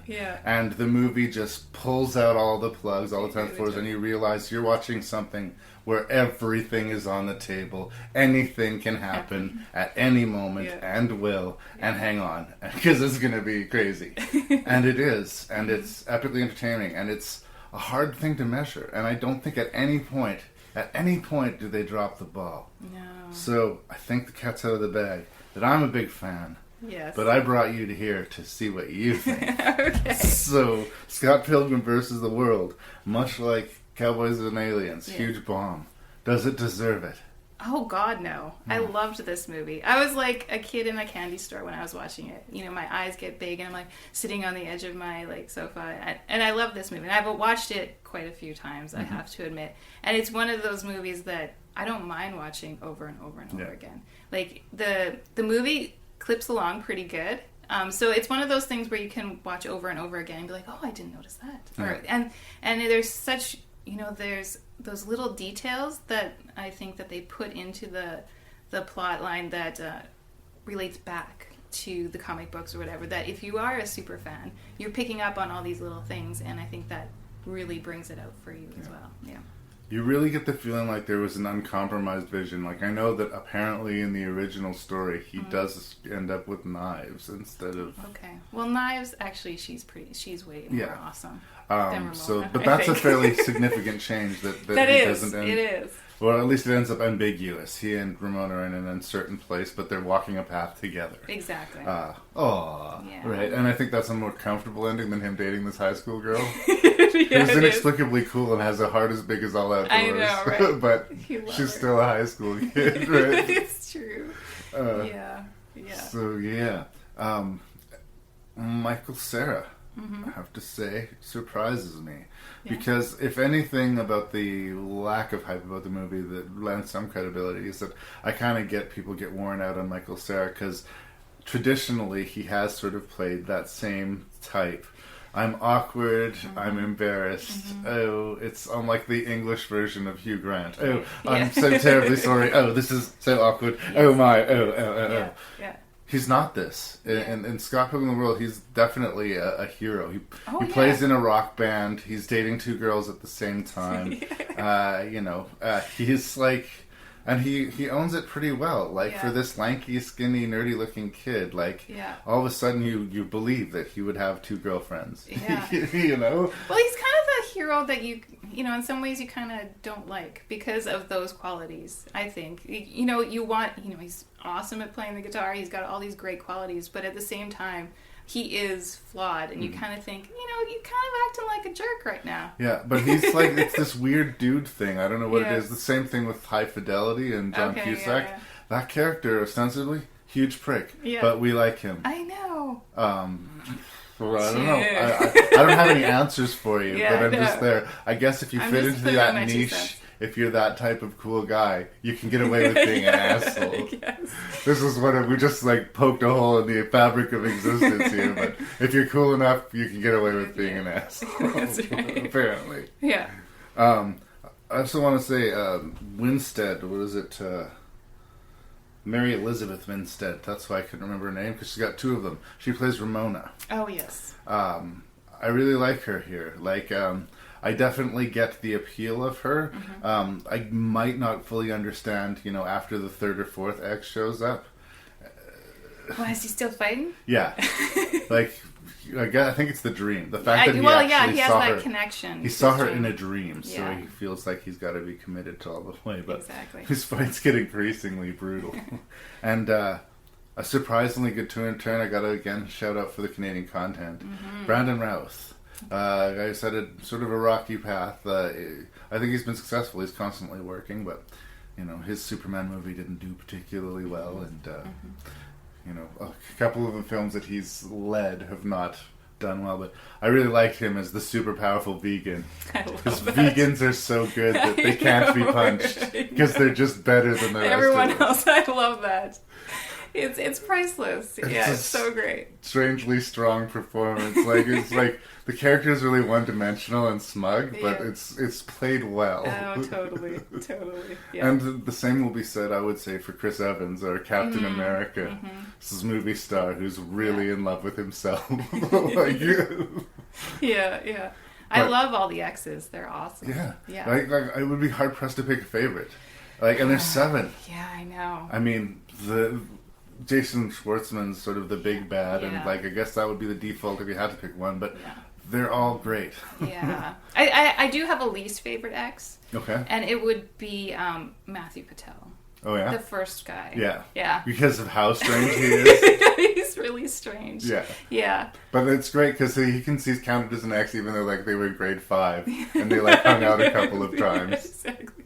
But he's still this huge important thing psychologically to him. Yeah. The other thing that we haven't really talked about is that the fights are sort of staged in a very video game style. When the victor is victorious, the vanquished explodes into coins. I'm assuming some of this stuff is reference to actual video games, but I was not a huge video gamer at the time, so I didn't really get all the direct references. But that's the great, clever thing about the movies. The references are there, but they're also serving a purpose within the... You understand it as an effect or an affectation of the movie. Exactly. You don't have to say, oh, that's from Double Dragon or whatever they're referencing in a given scene. Exactly. So you're not dependent on this history to be impressed by just the velocity and the ferocity of the movie. For sure. Yeah, I totally agree with you there. Because I'm not a video gamer at all. Yeah. But no problem getting through it and understanding all those... They're little things that are connected to video games, but you don't need to know the background of where they come from. Yeah. So that was great. I want to ask you about the character. I can't remember the name of the character, but he's played by Kieran Culkin. The gay friend. He really shined out for me in this movie. He was one of my favorite characters. He's a very funny, likable character. Yeah, but there's this thing that movies do. Okay. Where characters are just basically defined by their sexuality. Yes, okay. And I do think it's guilty of that. I mean, he's fine. It's a positive portrayal. There's no judgment of his lifestyle, and he's cool with it, and everybody's cool with it. It's not an issue. Yeah. But he does seem to, in some way or another, in every scene announce, "Oh, by the way, I'm gay." Yes, you're right. That doesn't bother me. Again, I'm not trying to come off as homophobic. Yeah.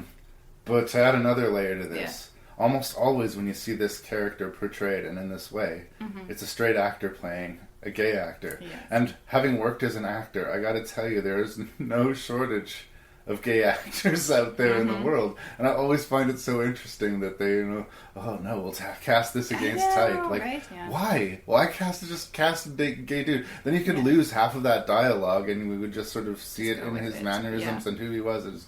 There's something about that, and this is me looking really hard to find something to complain about, and it's not even a complaint, because I gotta say, I like Culkin in this role, and I like the character. Like, I do enjoy him, but I do also call it guilty of sort of being a familiar element in a movie that's just full of newness. Yes. It really is. Yeah, and I totally agree with you there. But I really like the relationship that the two have. They're roommates, and they obviously care about each other.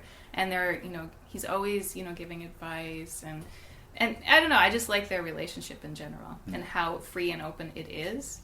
So I liked it. So, what did you think of the climax of the movie? Okay. It's a triple climax in a lot of ways. It's an orgy climax or something like that. Because we have basically two and then a sort of false confrontation. We have Scott Pilgrim discovering the power of love and using that to fight for Ramona and being vanquished. Yes. And then we have Scott Pilgrim finding the power of self-respect, using that to fight his way to Ramona and becoming successful. And then the wild card scene. And I'm just going to put this out there. I'm not saying it's good or bad. It just sort of struck me as odd. He has to face off against himself. Yes. It's like there's going to be this one more fight at the end of it. Yeah. And they clear the room. I have to do this myself. And the girls go outside and they're waiting for calamity to ensue. Yeah. And then he walks out with his doppelganger and like a high five. And he's achieved inner peace. There was no conflict. Yeah, exactly. I don't know. I mean, I get it, and it made me smile, made me laugh, and I'm going to just assume they pulled it directly out of the book. Yeah. But for me, it was almost like one sort of climax too many. Yes. I think that we had his free life. Once he got his free life and came back and was able to rescue Ramona, that we kind of want to see. That's the sort of heroic win of the movie. Right. I disagree. Yeah? I liked the multiple climax. Yeah. Well, typically I do like multiple climax. I don't want to misquote it here. Okay. It was like the moral of the story, right? And I like that they played it out in that way. And, seeing how, he's starting to love himself. Because, throughout the whole movie, he's very self-conscious of himself. And I think they needed to show those steps of how he kind of overcome, the difficulties or the, insecurities he's had in himself. It's something that I can relate to, sort of getting locked into navel-gazing and depression, and unwillingly and unwittingly sort of being insensitive to those around you. And they are very patient, and because they know that you're going to find your way out the other side. Exactly. And in a way, you're right, that's more sort of the climax of the movie than whether or not he ends up with Ramona. Right. And I guess I understand sort of, it'd be interesting to have that big fight and him not end up with either girl. In some way, like the win was not achieving a girlfriend or rescuing a girlfriend or earning the love. Yeah. It's all about self-love. Coming to terms with Scott Pilgrim. That's right. So in the end, is it really Scott Pilgrim versus the world, or is it Scott Pilgrim versus himself? Oh my God, mind blowing. Mind blowing. I'm just gonna hit stop. Paid to make men believe what they want to believe.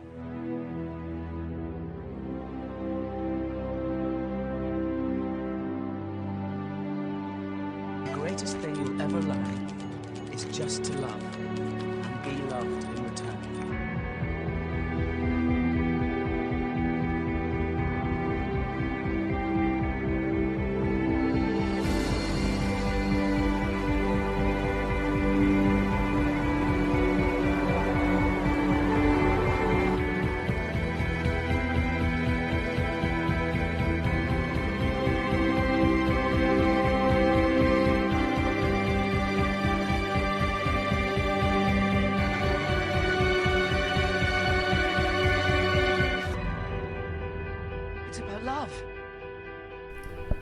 So the time has come where we're going to talk about Moulin Rouge. I have spoken about Baz Luhrmann in the past on the show. I talked about his R&J in that I really didn't like it. I was not a big fan of his R&J.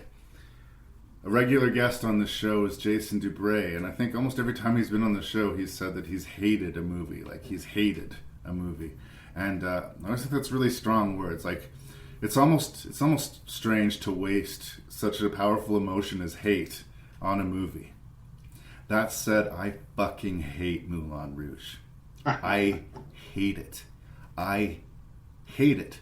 Now, I've got some personal baggage, as I often do. My first viewing of this movie was about as worse a way as you could see a movie. Like, there was bad atmosphere and, like, you know, it wasn't a great environment to be watching a movie about a main character who's in love with love, you know?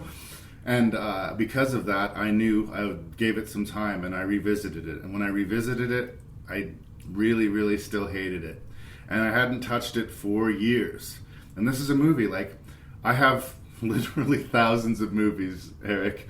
And I go to people's houses, and sometimes they have 10 or 12 movies. And it's interested to see what movies they bother to own.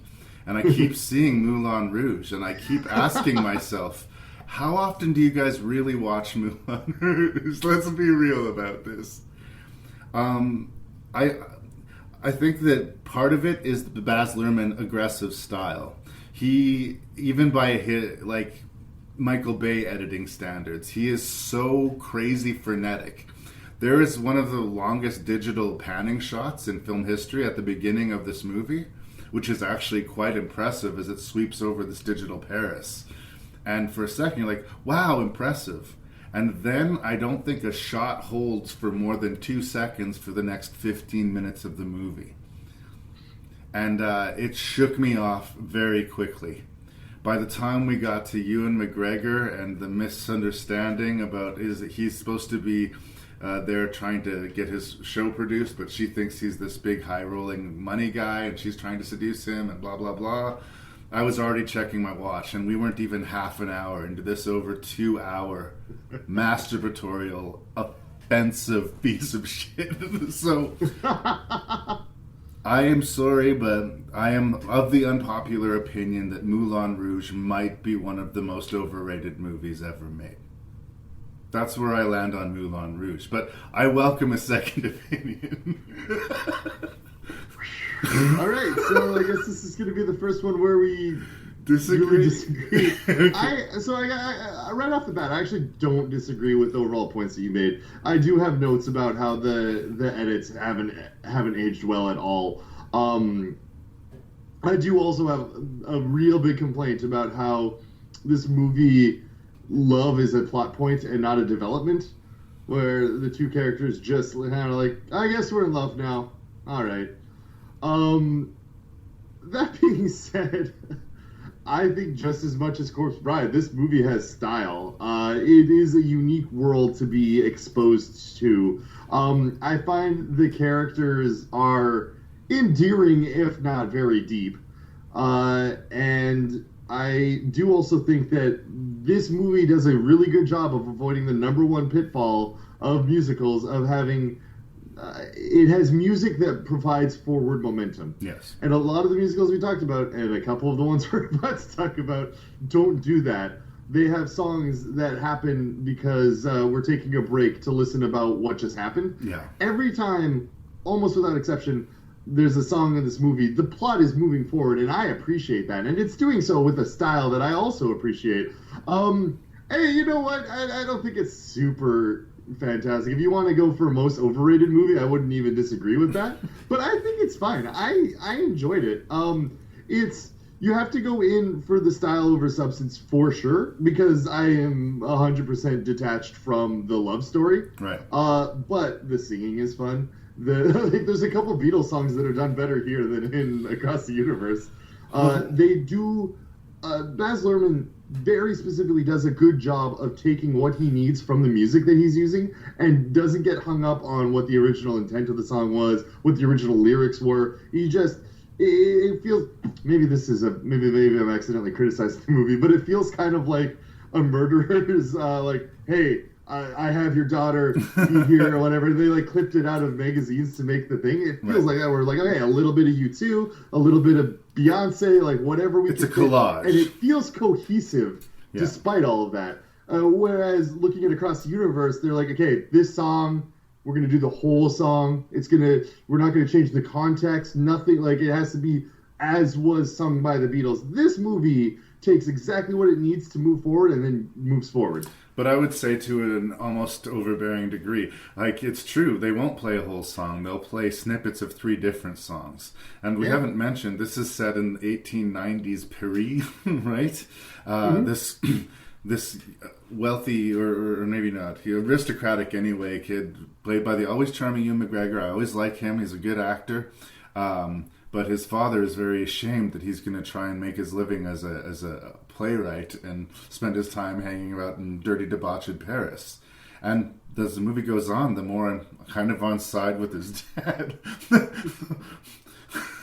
But the idea, I think, of using modern songs in this very clearly not modern movie was that he was supposed to be so ahead of the curve with his songwriting that his songs seem to come from the future. The problem is that the songs that are from the future aren't exclusive to the songs that Ewan McGregor writes. They're everywhere. They just kind of put pop music in a blender and are vomiting it out back at you, you know? Whereas the other movies I've seen, and the ones that we will talk about, uses their style to, you know, try to tell their story. I think Moulin Rouge uses this style to disguise the fact that they have no story. I would agree with that.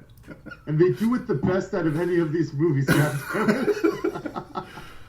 it wore me out. It wore me out. I said the same thing about like this style of movie, Natural Born Killers, the Oliver Stone movie, because it's so hyper frenetically cut. You get to that 2-hour point, even if I'm liking the movie, I'm fucking worn out. Like it's pushing me away. I think if you're going to take something with that aggressive a style, you got to be disciplined with it. 90 to 100 minutes max. And there's certainly not enough story to justify the runtime. And he's enough of a fan of his quick edits that, you know, just cut all those edits in half. I don't know. I think maybe he's a music video director or a short film director. I saw his Great Gatsby movie on an airplane, and I actually was surprised. I actually kind of thought it was decent. It was a Baz Luhrmann movie that didn't piss me off. But for me, after his first movie was at Strictly Ballroom, it's been fucking diminishing returns. And he's like, it's weird because he's like one of the most respected directors out there. And I remember, like, I didn't like it when it first came out and people were foaming at the mouth of it. And I was just like, what are you guys talking about? Like anytime I'd ask somebody what their favorite part of the movie was, they wouldn't even be able to tell me. They were just like, oh, I just love the style of it. It's just so, and I was just like, yeah, but you don't, like, who's your favorite character? John Leguizamo's in this movie playing a dwarf for some reason. Did the character need to be a dwarf?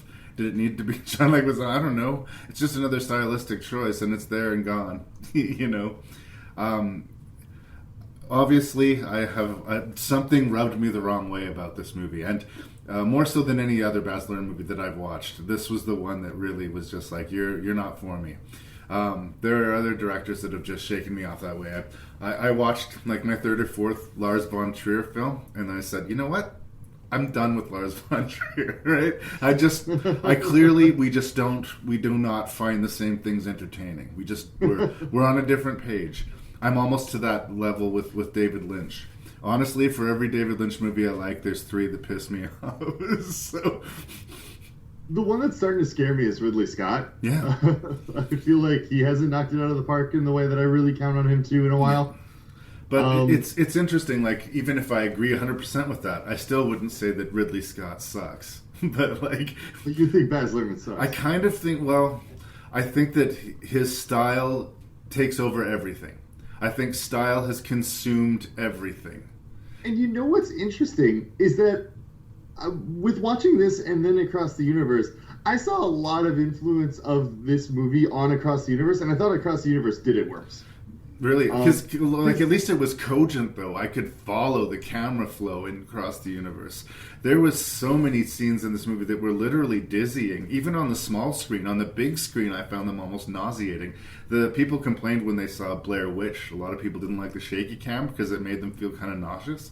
I remember actually feeling that a little bit in the theater with Moulin Rouge. It was just like, calm the camera down. Settle on someone's face for more than a few seconds and start telling this story.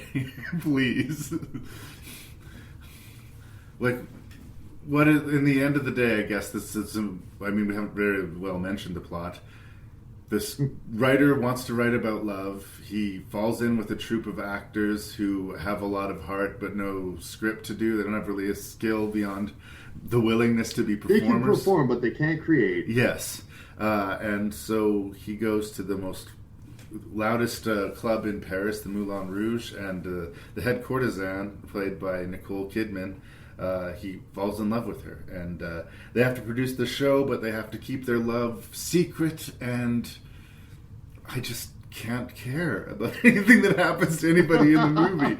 The show must go on. Will it be a hit? Will he, be able to tell his true story about love? Spoilers, Nicole Kidman ends up dying of tuberculosis. It's not spoilers. They tell you at the beginning of the movie. That's true. She ends up dying of tuberculosis, which is a relatively clean way for a prostitute in Paris in the 1890s to die. I don't know. I think that the actors are talented. Like I said, there's times when Ewan McGregor was singing where it's like, I don't know if you're an amazing singer, but you're selling it to me. Like, yeah. You're an amazing actor who can sing. You're an actor who can sing, maybe not a singer who's acting. But yeah. I think we'll talk about it when we get to La La Land. I think similar things could be said about Ryan Gosling at times. Like, I think he can sing, but I think he's more an actor who is singing than a singer who is acting.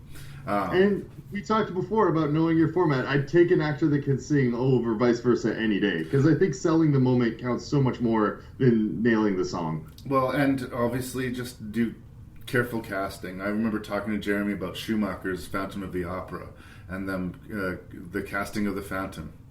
What do we have? What do we know about the Phantom of the Opera? He's disfigured and he can sing. So why would you hire a handsome? Why would you hire a handsome dude who can't sing to play that role? That just doesn't fucking make sense to me, right? It's just like, no. I give Moulin Rouge an enthusiastic thumbs down. I think my opening salvo was fairly obvious, but I guess I would say don't take my word for it, because I am such in the minority about this. Like, people... And it's interesting because I thought I was in a minority for not really loving it. Yeah. And yet I'm the one defending it. Yeah, you're sitting here at rock hard. Like, it was... It pushed me off, and then it just became grating. And it's full of people I like, too. I love Jim Broadbent, wearing that ridiculous bat suit and dancing his ass off during that show. Like, there's such energy that he brings to it, but I can't like the movie. It just, like, it's rattling to my senses in not a good way. Another thing that I said about Natural Born Killers, which I would all say exactly about this, is if you're going to yell at me, and this movie is yelling at me, have a fucking point. And I didn't see it. So I remain all these years later not just not a fan of Moulin Rouge, I mean it might be one of my least favorite movies. Like, and I'm a lover of film. Like, I don't want to be this guy. I have consciously said on the podcast in the past, like, there's something boring about the guy who's just going to rage on the internet about how fucking stupid this fucking movie is. But this is what Moulin Rouge brings out of me, like, anger comes out of me. I don't think Nicole Kidman sucks, and I think Ewan McGregor is about as charming an actor as you can have to center a movie on, you know? And this movie lays there. If I wasn't necessarily agreeing with him, I felt sympathy for him all the way through. Mm-hmm. Well, it sucks when someone you love is and you can't be with them. That's sad, I guess, but... Sure. Yeah. There's something just too mamby-pamby, too simple about it. I'm here to write about love, because love is the most important thing. What's the credo? All you need is love. Yeah, all you need is love. The most important thing that a man can learn is to be loved and be loved in return. That's actually a note I have. It bothers me. So, why are you pulling me down in this pit with you? I wanted to be ambivalent about Moulin Rouge, not hate it. It bothers me whenever there's like a writer or a piece of writing in popular culture, whether it's like movies or TV shows or whatever, and it's supposed to be profound and it isn't. Yeah. That throws me off. The first time I really caught this was in the TV show Californication, where the main character, it's a movie about sex in California, but the main character is supposed to be this fantastic writer. Like, people are always like, man, you're lucky you're a good writer because you're a jerk and no one would like you otherwise. But every time we see his writing, it's the dumbest. It's the dumbest. And that line that you quoted is very similar, where they're like, this profound piece of poetry, the greatest thing you'll ever learn. Oh, so motivational. And it falls so flat. And at the end, like, someone rallies Ewan McGregor to follow through with the film's climax because they're like, no, you forgot the greatest thing you'll ever learn. Never forget that. And he's like, oh, you're right. To love and be loved in return. Saying whoever wrote that was a genius. And again, like when I originally heard of Moulin Rouge and the idea of using the modern music, why wouldn't they? Why wouldn't they keep it to period music and then all of a sudden this guy is writing fucking Beatles tunes? That would have made it almost interesting, but they was just like, no, we're going to collage. It's going to be everything at once, and we're going to cram it down your throat. We're going to just cram this fucking musical down your throat. And I gotta say, I thought the film was the strongest when it was doing its music video moments. I was engaged with those things moment to moment. I didn't think it had a big story. I didn't think the characters as written were particularly deep. I thought they were endearing and fun. But I enjoyed the spectacle of it. Yeah. And that doesn't, like, rating it 1 out of 10, that doesn't lend me to rate it very highly, but I didn't find it infuriating the way you did. Well, again, it hit me the wrong way. And again, it's hard. If it hits you personally, that's a real hard thing to shake off. For some reason, this movie got me personally. But I understand. I do understand. I'm not usually this guy, but with this movie, I'm that guy. As far as I'm concerned, don't see it. As far as I'm concerned, I would say don't see it. But I'd also have to concede that maybe you shouldn't take my word for it. I think you'll know right away if you will like it based off of what we said. Because I think nothing... Like, I don't disagree with anything you said. I don't come down nearly as hard as you do. But if you're listening to this at home... dear listeners, and the stuff that Larry's mentioned, the stuff that I've mentioned, make you go, okay, that sounds like I can understand why that'd be grating, but it still sounds interesting. Probably you'll like this movie. Yeah. If you heard those things and go, oh, that sounds insufferable, you're right. Yeah. I personally think it's a nightmare. Sam! The best we could ever plan. James Franco's having a giant party. Yes! This place is beautiful, man. This place is like a piece of me. You two just stepped inside me. You let us both come inside you. Yeah. Boom. Thanks, James Franco. Have you seen Michael Cera tonight? What's up, Brianna? Can't believe people still invite him places. Oh, don't touch my bumper, bitch. It's a weird face. So hot.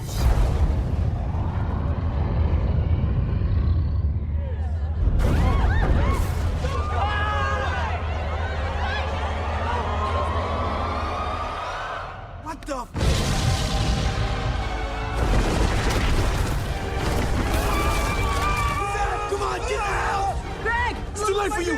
in the hole! Damn it! Get off me, it's easy! The sheriff's office is urging people to stay in their homes right now. Looting, rioting. For all we know, the Lakers could have just won, and that's the reason why all this is happening. I think it's the apocalypse. It's all in here. And he opened the bottomless pit. The sinkhole, every single time I turn on the news, sinkhole in South America, a bunch of South Americans getting sucked into the ground. Sinkhole in my house. What you want, son? We should just stay in here, fortify this bitch, and take inventory of all the food we have. We got 12 bottles of water, 56 beers, Nutella, CT Crunch, a Milky Way. Can I have that Milky Way? No, you can't have the Milky Way. It's my special food. I like it. I want some of the Milky Way. I'll be pretty bummed if I don't at least get a bite of the Milky Way. What you want, son? This is my game, this is my lane. Get out of the way. What you want, hun? What the hell? Oh my God! Emma Watson showed up. Give me everything you have to drink! There are 6 of us. You cannot rob us. Oh, Hermione just stole all of our. What you want, son?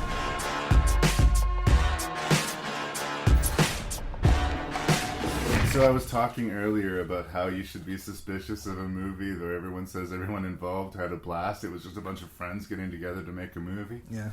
Well, that's absolutely what This Is the End is. And over and above that, you have a bunch of Hollywood friends playing themselves and taking the piss out of each other. And it's an hour and 47 minutes long, and it's this, like, what would appear to be a super indulgent fantasy comedy that a bunch of rich people got to make to amuse themselves. But here's the thing. It's fucking hilarious. And it kind of is that, yeah. But it totally works. It shouldn't work. Like, nothing about what I've just described to you should work, but it absolutely does. And over and above that, appeal to my Canadian pride, it's basically about 2 expatriate Canadians whose friendship is suffering their success in Hollywood. And they're trying to get back to who they were before, Jay Baruchel and Seth Rogen became these big comedy superstars. So they're hanging out and eating, burgers and smoking weed. Smoking Jays. Jay is dragged to a party at James Franco's house. Played by James Franco. And James Franco is played by James Franco very well. You mentioned that Seth Rogen is played by Seth Rogen. I really like too that there's this like unspoken passionate love that James Franco has for Seth Rogen. Like his like is a more than friends kind of like with Seth Rogen. So Jay Baruchel's kind of hating this and not feeling his friends Hollywood people. He would rather just be hanging out with his buddy one-on-one, and he's not interested in rubbing elbows with celebrities. He just wants to hang with his friend. And then a biblical apocalypse strikes. A giant sinkhole opens up behind the party. Many, many, many celebrities die brutal, violent deaths. Special shout out to Michael Cera. Yeah. For really going out of his way to destroy the image of Michael Cera. It's a lot of fun to watch, and the movie sort of settles down to a bunch of A and B level celebrities trying to survive a demonic apocalypse in James Franco's mansion. The movie is not very clear in its narrative. There just seems to be a series of chapters and misadventures that happens, and eventually it culminates in the judgment of our surviving characters. Some make the trip to the heaven above, and some fall to hell. I didn't watch this movie for quite a while because I was kind of suspicious of it because it did seem so indulgent, and I get tired of celebrities, ripping on their own personas. It's just like, it's the easiest thing in the world to do, right? So it way overperformed for me. Yeah. I liked it a lot. I was already in love with the movie, and then Daniel McBride entered, and it just went up another notch. I think I talked with you about this before, and when Danny McBride shows up, I think I uttered the words "fucking McBride." Yeah. He passed out in the bathtub or something, and just fucking McBride, man. And he comes out just bad as shit, just fucking.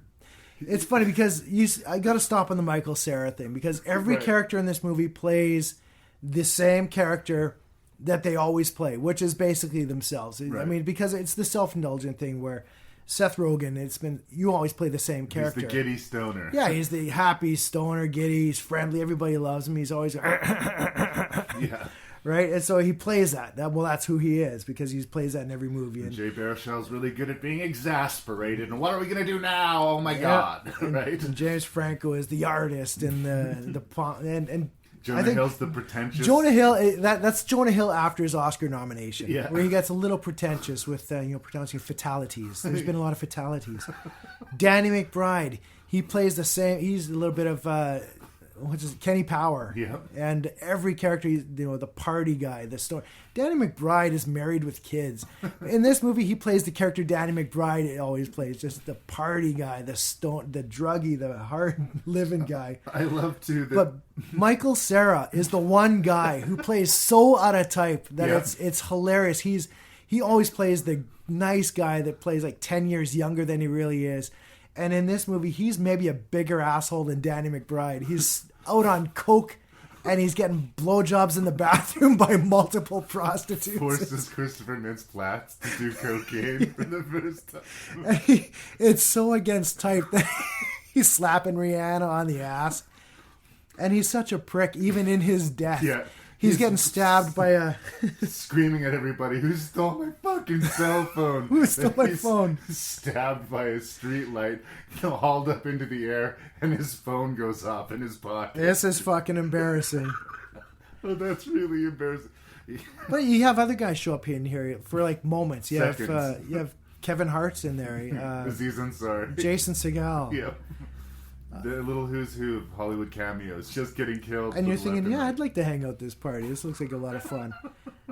But they keep the whole Hollywood thing going. The apocalypse is happening outside. Meanwhile, let's check out what's happening on the news. So let's turn on the TV. And of course, James Franco's news house. The TV comes up from the floor. Yeah. Everybody stops. All this panic is like, whoa, that's sweet, man. That's pretty cool. That's awesome. I also love the judgment of the Hollywood party. Like, before all the shit happens, all of the pure souls are shot up into heaven, right? In these huge blue shafts of light. And none of them happen in that house. Not one person in that house gets taken, right? None of them are worthy of salvation. And the worst of humankind are all our Hollywood celebrities, right? The great thing about when Danny McBride shows up is that we've already established they took inventory of all the food they had left in the house, and the first thing he does when he wakes up is cook all of the food. He actually uses one of the last bits of bottled water to wash his feet. That's right. I can't imagine a movie where more fun was had on set. I mean, watching some of these behind the scenes on this, it's like we're making a movie with our buddies and they're playing our buddies. So what we're doing is basically making fun at each other, and then we shoot the movie and we're making fun of each other. So it's the same thing. But yeah, it feels like the kind of movie that me and my buddies would make if we had like a limited budget and too much to drink. I'd say there's no limited budget here, though. Right. I think the set design, the production on this they spent some money. It looks fabulous. That monster that attacks them when they go to the neighbor's house is pretty cool. The monster that chases them through the house, the Hollywood Hills burning, the whole city burning, the demon at the end, everything looks awesome. So much better than compared to R.I.P.D. Yeah, it's looks computer graphic, but it still feels tangible. Yeah, you're not looking at it's not a cartoon guy jumping on the wall. It looks great. And it's like The Watch. It's a predominantly male cast. Yep. We do have one female show up for a brief period, Emma Watson. And for me, that's kind of the big moment of the movie. She becomes convinced that they're arguing over who gets to rape her. Speaking of Me Too, one of these classic misunderstandings. I think Seth Rogen has the line in that movie where he says, "No, it's actually funny. We're talking about how we're not going to rape you." She cocks him in the head. But this movie will change your perspective of how you feel about Channing Tatum. Oh, Channing Taint, yum. That's another great twist of the Danny McBride character. He's sort of framed as lovable, but he's actually quite ruthless. He insists that he's allowed to come anywhere he wants in James Franco's house. And when they finally banish him and they give him a weapon, the first thing he does when they hand the weapon is he tries to shoot them all with it. When they meet him later, and this is maybe 48 hours after he's kicked out of the house, he's got this whole Mad Max crew, and he's this like cannibal leader. We're cannibals now. It's fucking awesome. There's a lot of fun to be had in this. I mean, we're laughing like idiots here, but you don't know what you're going to get moment for moment in the movie, too. Like I said, it doesn't have this clear structure or this clear goal, other than after they get locked into the mansion to survive as long as possible. And there is violence as well. This maybe fits the horror aspect more than some of the others on the list. When that guy gets decapitated that's at the front door, which is the thing that finally makes it real to McBride. Yeah. He has to see his severed head. A severed head pops in through the door and they're kicking it around like a soccer ball. I think it's Jonah Hill. It says, guys, this is a severed head. We can't kick it around like a soccer ball. But, I mean, the effects are good. There's blood. There's an interesting little segment of Jonah Hill being possessed by a devil, which is quite full body burn as he's running through the house, engulfed entirely in flames. Yeah, that's a good effect. It's impressively mounted. And again, in the end, this whole over-the-top special effects fantasy spectacle is basically circling around two Canadian actors who just want to be buds again.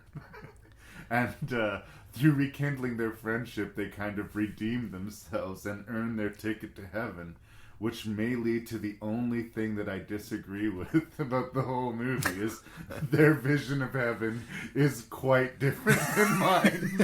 It's not quite the meaning of life. No, it isn't. It's not Christmas in heaven. You get the Backstreet Boys on demand. But to each their own, I guess. We are to understand that for these characters, this is heaven. I mean, this is the kind of movie that turns into a review of my favorite part is when this happens. Well, my favorite part is when this happens. But for me, I mean, be aware this is a hard R. Yeah, don't watch this with your mom. This is not your mom's not going to like this. She won't understand it. Your kids probably should not see it as well, unless they're really fucking cool. But the scene for me that defines this movie, whether or not you're going to like this movie or not, is the scene where James Franco is yelling at Danny McBride for ejaculating on what they know, as far as they know, it's the last porno magazine on earth. They take inventory of all the food, all the water. We got all 7 bottles of water. We got 3 bags of weed. Yeah. We got 3 packs of bacon, 1 Milky Way bar, and 1 porno magazine. And the biggest issue in the house, first of all, it's the Milky Way. Well, I want the Milky Way. Craig Robinson, we didn't mention him. He's also a main character in this as well. Yeah. Yeah, Seth Rogen says, Craig Robinson's going to be there. Well, I don't know him. Why? He's hilarious. Really sweaty. He's a good guy. A lot, but he's a good guy. But yeah, the Milky Way bar, but then there's this one porno magazine, which, as far as they know, as I said, it could be the last porno magazine on earth. The scene that sets whether or not you're going to buy into this movie and like it is the scene that follows someone's ejaculated on James Franco's magazine. And we know it's Danny McBride. Of course, it's Danny McFucking-Bride. He's fucking McBride. Who ejaculated on my magazine? I don't think ejaculated is the word. But what proceeds from that is an argument about how I can come wherever I want. I'm going to come here and there. And in the background, you see Seth Rogen clearly holding in laughter, looking away from the camera. Yeah. You can see that clip on YouTube. Watch that clip.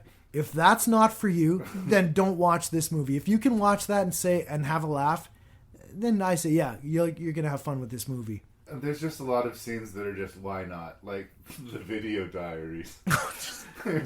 Seth Rogen pisses into his own mouth for a scene. It's just so fucking crazy. I guarantee you that video camera sequence was all just put there to justify that one fucking gag. And everything else, everybody just took a turn. So in the end, it's the rapture. Yeah. Everyone's getting called up to heaven or left on earth to battle it out. And we kind of have to learn the rules. If you've been left behind, you're not a pure soul. You're not good enough to go to heaven, but you're not instantly bad enough for hell. So you could redeem yourself. How you spend your dying moments are critical. Craig Robinson teaches us that it is possible to redeem yourself. So he does something selfless. Yeah. And so he gets raised up to heaven, and he's like, oh, look at this, guys, it worked. So everyone else figures, well, we got to do something nice. So I think it's James Franco. First, they just offers himself up. Nice to each other. Yeah, that's a really good idea. Yeah. Why isn't this working? So Franco does something nice for the group, and the blue light shines upon him, and he gets ascended up to heaven. And while he's going up, he gives the finger to everyone. Yeah, fuck you, suck my dick, McBride. And the blue light goes away. And he suffers a brutal death. It's like, why could you not be a dick for one moment? That's, again, unfortunately, you just have to have that one moment where you kept your fucking mouth shut. And it was the difference between eternal happiness I mean, the pretentiousness and death at the hands of cannibals. And, of course, the McBride crew eats him. But the pretentiousness of the whole Hollywood group, I think, works, and it's kind of fun. It feels genuine too, like they are a part of Hollywood, but they're making fun of Hollywood, but like in a sort of believable, almost sort of deserved way. But I have to say that the friendship narrative kind of works when like they have to, let go of each other in order to save each other. They say goodbye, and I'm sorry I've been keeping you back. Like, there is an emotional payoff, however stupid, to that to the movie, and that they manage that on top of the rapture and on top of Jonah Hill being fucked in the ass with a giant dildo. Yeah, you didn't talk about that enough. You need to talk about that scene more, I think. On top of the monsters and the severed heads and the ejaculation, the emotional core of the movie. You've got everything in this movie. Right? And the emotional core of this movie works. It's like I recently reviewed Armageddon, the Michael Bay movie, and it's like, the movie was terrible and it was pissing me off, but I might have just sort of shrugged it off as a so bad it's good type of thing until they tried to play at my heartstrings, and then I was like, fuck you, right?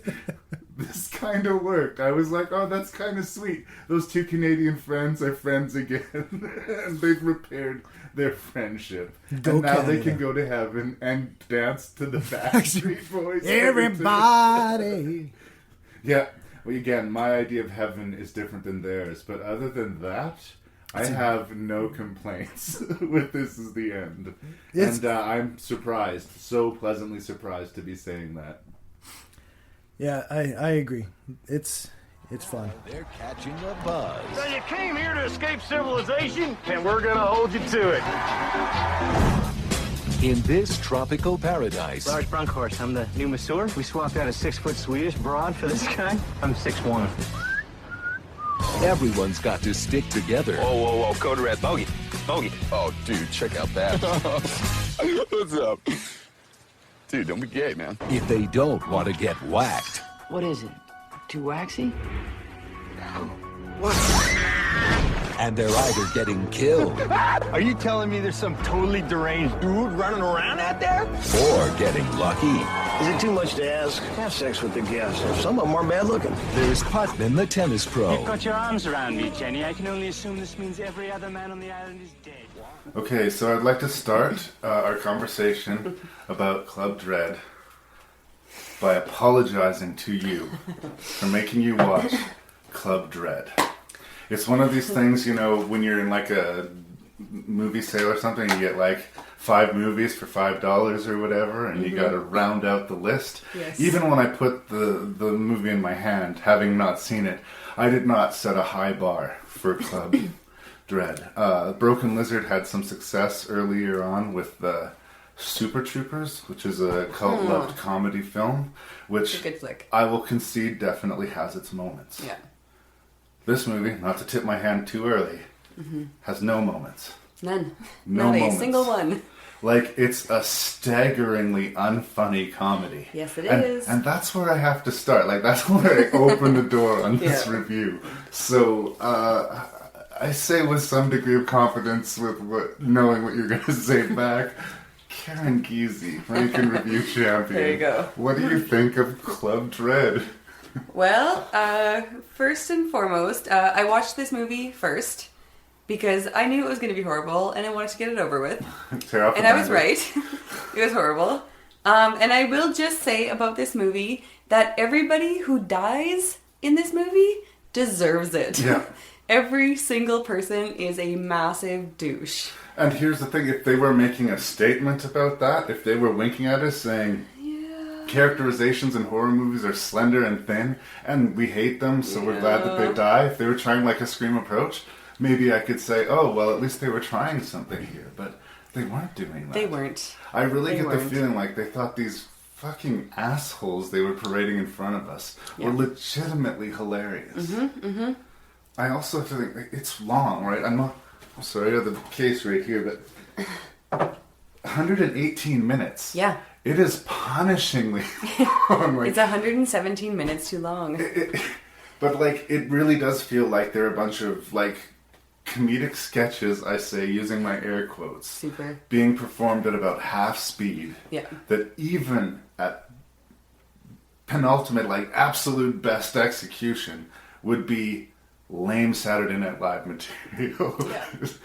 But, not even close. Am I undercutting Saturday Night Live with that? This is like, this is like some high school theater wannabes who really have no acting chops, and no offense to high schoolers. We all start somewhere. We all start somewhere, but these people should never act again. Ever. In anything. So the plot, I'm going to say super loosely, a bunch of idiots go to a vacation island resort and are killed. And there is some level of murder mystery of like who the killer is, but we don't care who the killer is. It doesn't matter who the killer is. Our main character is a masseuse who comes to this island. He's new. He's being introduced to all this funny group of characters. He's sort of our access point. Yeah. And he seems like a big sort of dunderhead character. And in the other movies that this comedy group has made, he's usually sort of that loud, abrasive character.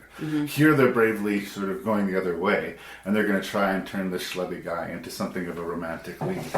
And again, I'd love to compliment them for this, but you know, he can overcome the outsider's image of him as sort of like a tubby, useless guy and prove himself. And you know how he proves himself?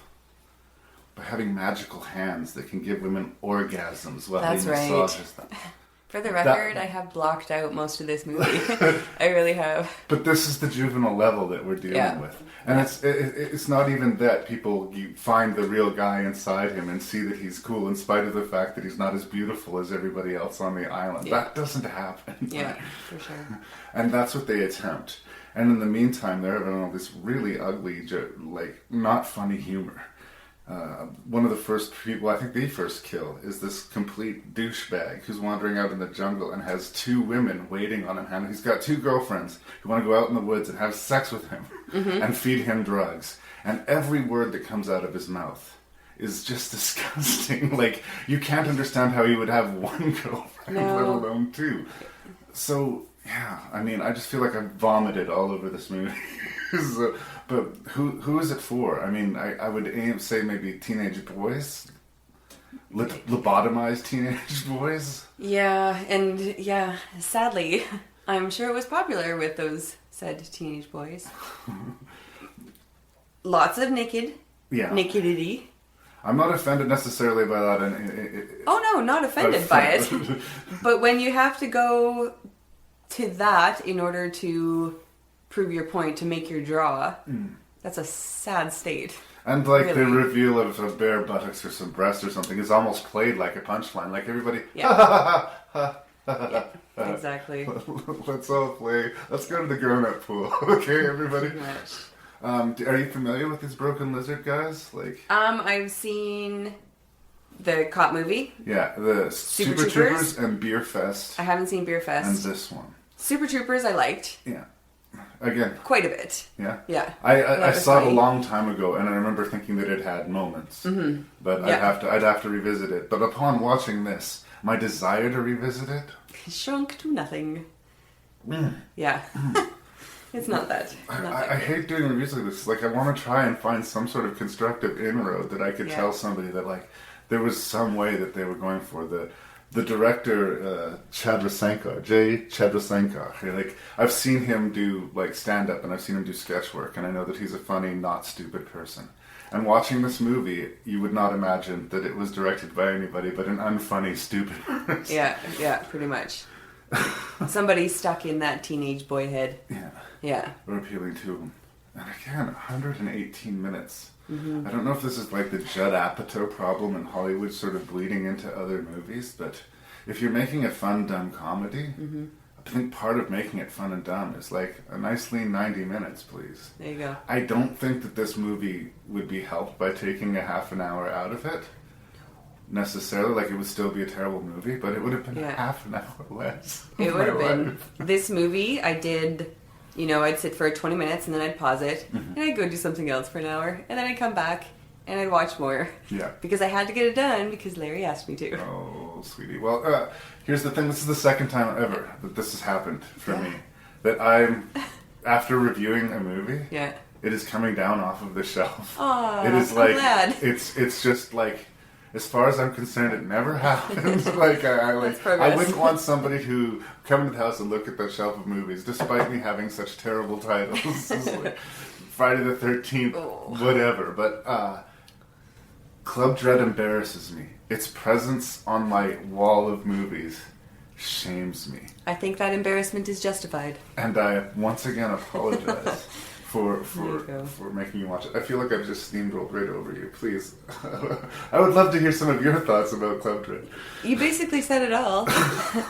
It is a horrible, horrible movie. Yeah, and I'm glad to hear you were taking it off your shelf. Yeah. Because it is not good. There's no single redeeming quality about that movie at all. Like, every now and then you think, like, you could see how if they were handling things slightly better, it could have been interesting. Sure. Like, again, if they were commenting on the fact that characters in slasher movies are paper thin, or they were, making a point of having a main character who doesn't fit the bill of your classic leading man. If they if I thought they were actually trying to do that with any energy or intelligence behind it, but there's no depth here. There's no depth. They have Bill Paxton in the movie, and I'm sure he's ashamed of himself as a patron. And he's like playing a riff on the Jimmy Buffett character, a guy who writes like cheesy Margaritaville or Cheeseburger in Paradise songs 40 years ago, and somehow has amassed a fortune about it. Massive fortune. That would be a character that you would think would be ripe for parody, because apparently Jimmy Buffett is like this completely sleazy businessman, despite his beach-loving image. There you go. Yeah. The thing is, there's potential. There's potential here. And like I said, horror and comedy complement each other. So it does. What happened? There's no excuse for this movie. There's just not. I don't know what to say about it. There's no excuse. So should we just stop then? Done. Mrs. Reaper, may I come in? Juliet's been behaving in a rather disturbed manner. Yvonne hasn't been herself either. Your daughter appears to have formed a rather unwholesome attachment to Juliet. I think I'm going crazy. It's everyone else who's bonkers. The true story of a friendship that knew no bounds. You're only 14. You're a child. Your mother is rather a miserable woman, isn't she? The crime that shocked a nation. And a mystery that continues to this day. Heavenly Creatures. So, let's talk about the best movie of this bunch. Wow, Larry, that's bold. Very bold this part. Heavenly Creatures. How do you know I don't hate it too? You don't hate this one. I know you don't hate this one. Heavenly Creatures is about the true story of a case of matricide that took place in New Zealand. Two girls who seem to fall madly in love with each other. Their close friendship seems to spark a madness within each of them. I think arguably that the Kate Winslet character was already a little bit crazy when things started, and that, yeah, definitely both of them had a few issues, but for some reason the two of them finding each other creates this perfect storm of madness, which spirals and spirals and spirals and finally culminates in this tragic, tragic act. It's a true story, and it's told from a young, hungry Peter Jackson. And it allows him to use all of his manic craziness and visual flourish to its full capacity. And it allows him to use his gift for character and emotional depth to full capacity. I will argue that he has not made a better movie than this since. Not that he's made nothing but bad movies since then, and I'm a big fan of the Lord of the Rings movies, but I think that this remains his masterpiece. I think that it's enthralling, it's entertaining, and in the end, quite horrifying. And just not a movie you can compare to anything else. I would say with every other movie on this list, I could compare it to something. It's this movie means that movie, or it's a different version of this. Heavenly Creatures is and shall forever be Heavenly Creatures. And for that, it demands to be watched. Absolutely, Larry. I don't think I could agree more. I love, with the exception of the lamentable Hobbit trilogy, I've loved everything Peter Jackson and his collaborator, screenwriter Fran Walsh have done, and I agree that this remains their masterpiece. Although, as far as whether you can compare it to anything else, this is really, in a sense, what I like most about it. You were talking earlier about whether you'd call these horror or thriller, but the thing that I love about Heavenly Creatures, what makes it so remarkable to me, is it does fit a certain genre in a sense, in that it's maybe the one film more than any other, the one film made in my lifetime that recalls how Aristotle describes tragedy in the Poetics. Because although there are certain things he also talks about the types of character sets and events in tragedy, at the heart of his account, Aristotle's account of the Poetics, tragedy is about a feeling. He says it's a feeling of a mixture of pity and horror. I think you used the word horror a moment ago, right, Larry? Yeah. You said this film is horrifying at the end. Absolutely. And anything that, absolutely horrifying ending. And anything that can make you feel horror mingled with pity at the same time, this remarkable blend of emotions, has got to be something really special. And that's what Heavenly Creatures does for me. Yeah. Well, and it is such the accomplishment of the movie that we understand everybody's perspective so perfectly. When we get to that ending sequence and the two girls are walking down that path with the one girl's mother, and we know where this is leading. And we know, like, the mother's happy. She feels like things are getting better and she's in a good place. And we know that the Kate Winslet character is absolutely terrified but committed.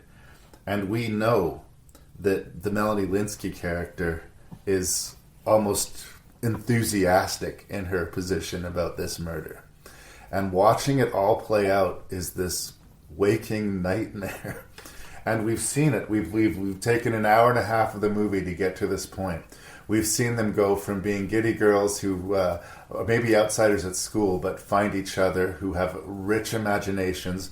They start by writing a romantic sort of fantasy novel, and they end up basically living within it, where we will see these girls dancing with these clay figures that they've created and inventing an imaginary world that is so much more real and much more powerful to them than the real world, that it does eventually take over.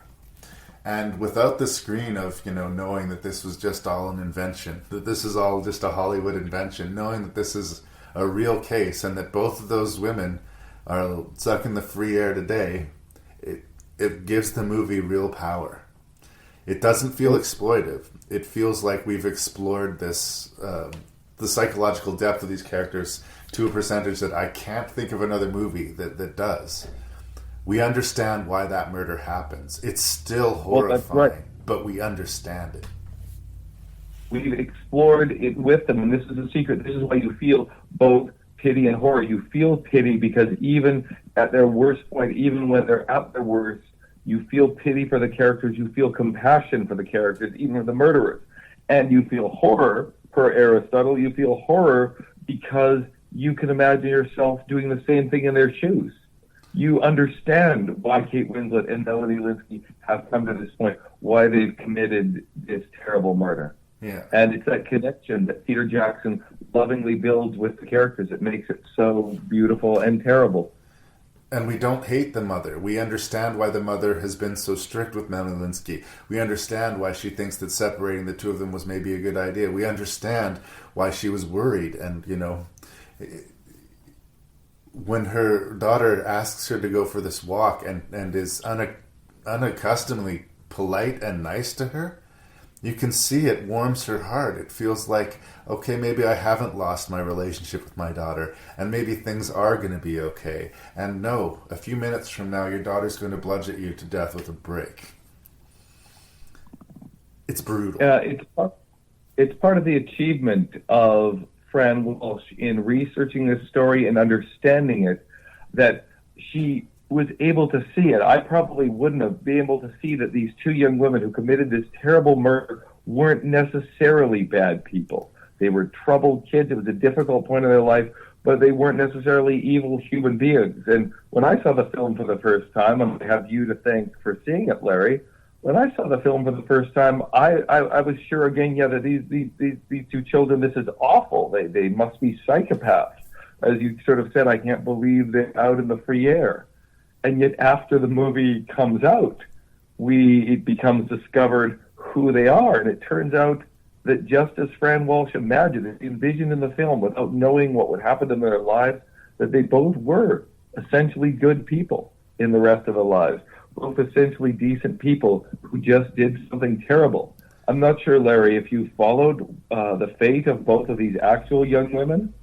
I know one of them became an author under a different name. And I know that they both, I think one of them stayed relatively close to where she grew up, and the other one somewhere in the Excited States, maybe?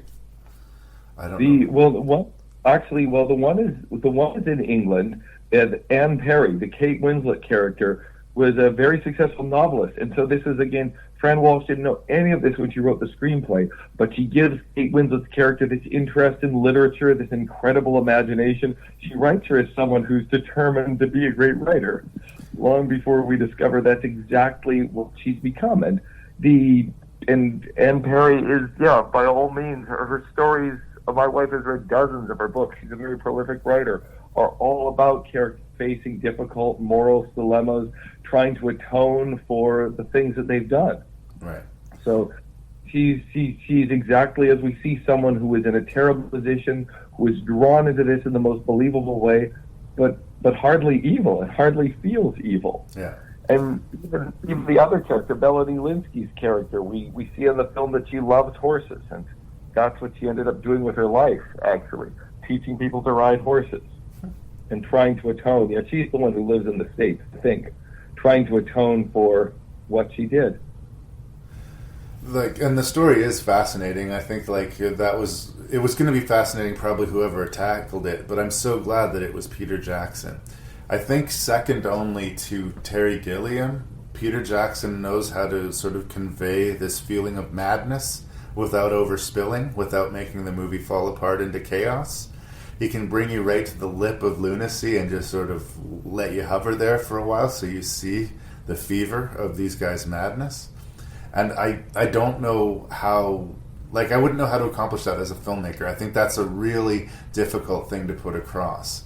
And it feels so effortless, the way Peter Jackson does it. And we start hearing what their fantasies are, then we start seeing a little bit of their fantasy, and then slowly the fantasy just overtakes everything. I also think a real reason why I sympathize, maybe not forgive, but sympathize with these girls is the catalyst. What's the thing that makes them resolve to kill this woman? Do you remember? The idea that they're going to be separated. Their separation. The breaking of the friendship. Somehow, if they murder Melanie Lynskey's mother, they can be together, which is, of course, nonsense. There was no happy ending. Even Like, yeah, on its face. Just because Melanie Linsky's mother was suddenly dead, even if they weren't caught for it, that didn't mean that Melanie Linsky was suddenly going to be adopted, by Kate Winslet's family. Like, it was some weird Hail Mary desperate plea to please not separate us. We need each other. And the truth was, they needed to be away from each other. They were exacerbating each other's madness. And the other heartbreaking things, like when they go to the doctor and he diagnoses her with homosexuality. It's a funny scene, but it's also heartbreaking because this is a girl who needs help, not like shame, right? Yes, and you see the poor mother being very upset hearing this diagnosis. Yeah, but although that's just it the makes time. it a good film, this is the one aspect that both women say wasn't true. Oh yeah? They did not have a physical relationship? Yeah, it wasn't physical, it wasn't sexual. This is the one point where Fran Walsh's speculation got ahead of her. Okay. Well, I see where it comes from. Like, their connection is so powerful and they're so desperate to be together that I can see making that assumption or connection. Absolutely. I mean, I don't think it hurts the movie that it's there. In fact, this movie started a long-form fascination with me with Kate Winslet. I thought she was very, very attractive in this movie. Even though she was batshit out of her mind. She was also clearly, at a very young age, an incredibly strong actress. Like, you could tell that right away. This is another remarkable thing, Peter Jackson. We have so many movies about teenagers played by people who are going on 30. Yeah. And he managed to find two really talented teenage actors. That's hard to do because every couple of years they stop being teenagers. Right. And they're still working today. Both of them are doing quite well for themselves. And all born out of this one movie. I kind of feel like Kate Winslet was going to get found, but Melanie Linsky might not have, and I'm so glad that she was, because she's great in the movie. I think she's maybe the colder of the two characters, but in a way, I kind of dig her too. Like, she does have a chip on her shoulder, but like, you know where it comes from. Oh yeah, the chemistry's great between them, and Sarah Pierce, who plays the mother. As you say, just the combination, the alchemy of the acting, of the cinematography, of the special effects, which range from claymation to CGI, capture the madness perfectly. And it's weird because the movie is strangely invigorating, considering it is a tragedy, and it does end very somberly, as necessarily it should. There was something about this movie that screamed out to be watched, which is why I probably bugged you into made you watch it with me again, because it was one of those movies I discovered in the 90s where when I found out people hadn't seen it, I was like, you really need to watch Heavenly Creatures. And all these years later, my position on it has not changed. If you have not seen Heavenly Creatures, you really need to. And if you think we've spoiled it for you, we can't adequately describe it. It's something that needs to be experienced. Well, that's right. That this is where I would contrast it to something like The Machinist, which is a very grim movie. I think you'd agree. Oh, absolutely. Even if it's the ultimate redemption. This is a joyful movie. This is a movie full of life and energy. This is a movie that's a pleasure to watch. This is the sense, if there is tragedy and if there is darkness, this is the Aristotelian catharsis, where you actually leave it feeling better than you did before. Yeah. You're drained, you're exhausted, you're moved, but there's the sheer filmmaking is so thrilling and that it doesn't get me down to watch it. The humanity of it. Those are real characters. These are real people. There is no black hat. There is no white hat. This is just a tragic thing that happened, and you kind of feel helpless as you watch it play out. But it's real. It's human, and that I wonder if that's the thing. Like, no big spoilers, Brendan. This is going to be my number one on my list, but. Is it because it's based off of the true story that it's number one? Like, did it have that extra weight to it that made it seem somehow, quote-unquote, more important? Or is it just the better of the movies? Yes, this is what makes a movie feel real. What makes it feel convincingly real. I don't have the answer. As I say, obviously, some aspects of the girl's story they may got up wrong. some they may have fictionalized, but not only does it feel real, as if it is your story, that it has to be compelling. It feels real whether or not it is. I'm not quite sure how Peter Jackson achieves that effect. If for some reason this podcast is finding your ears and you have not seen Heavenly Creatures, you have made poor decisions. There's always time to mend, Larry. There's always time to make amends. Is there anything else you want to say, brother? Into the fold. Is there anything else you wanted to say about Heavenly Creatures, brother? There's far too much, Larry. Let's just leave it here. It's good. Let's say that. We've got a situation here. What is this? I didn't do this. You've been charged with murder. Boo. There's no murder. I want Sophia back. These people are dangerous. They want to steal my life! There's an explanation for all this, David.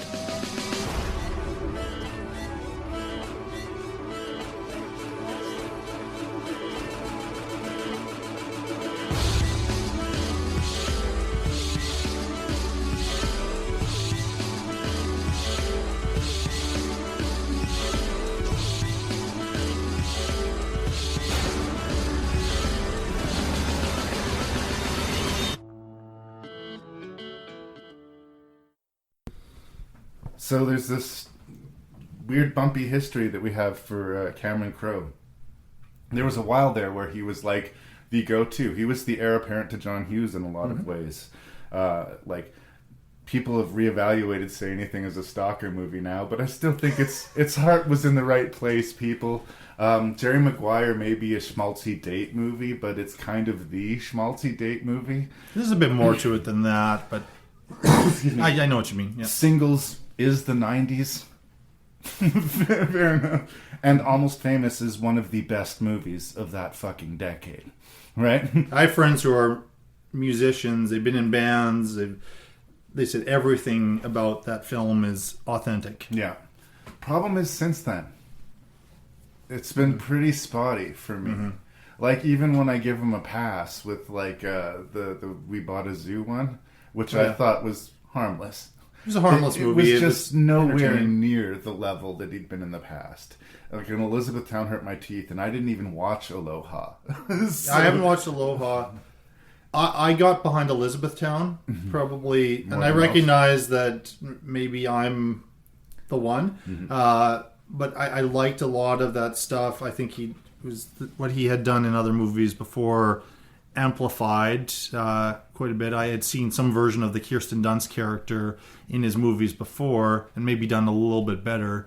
But I liked a lot of stuff in Elizabethtown. I was still a fan of it. It's a debated paper. But it's not one that everybody. Almost Famous ended up on almost every top 10 list that particular year. He won the Academy Award for screenplay. It's an amazing movie, and it's Kate Hudson that's to me the only performance she's ever given that was that worthwhile. And fairly speaking, though, the dividing line between insanely successful Cameron Crowe and spottily successful Cameron Crowe is this movie.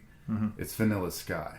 And it's clearly the odd one out in his oeuvre, right? It's the most out there. It's a remake of an Alejandro Amenabar film, and he saw it and it blew his mind. I think Tom Cruise showed it to him. His mind was blown by it, and he wanted to create that experience for an American audience. He wanted to be the guy to deliver it. And, everything we see or seem is but a dream within a dream. Mm-hmm. That's a bold and ambitious thing to do, and I mean, he calls it more of a remix or a cover song version of this, because that's how he thinks. To remaking the movie. It strangely, I keep on making weird pulls of films. It reminds me of the Kevin Smith movie Jersey Girl, in that Kevin Smith was trying to make a late-stage John Hughes movie, but Kevin Smith is much better at being Kevin Smith than John Hughes. I like where his heart's at, and I get what he's trying to do here, but this is far afield from Cameron's comfort zone. And I don't know if he's the right fit for the material. There's really great scenes in this movie, and there's really great ideas in this movie, but I don't think it's a really great movie. To me, this is the one I was alluding to, that to me, like the WTF for this director and this material. And I remember being thrilled this movie came out, and I was probably first weekend or so went to see it, and it ended up on my worst list that year. Yeah. Has your opinion changed at all? I may have been a little bit softer on, because I refused to see it again, Right. and I watched it for this, and I was maybe a little bit softer. Now, all along, even with the first time I saw it, with all of my frustration and hatred and venom towards this thing, which I thought was so arrogant and so over the top and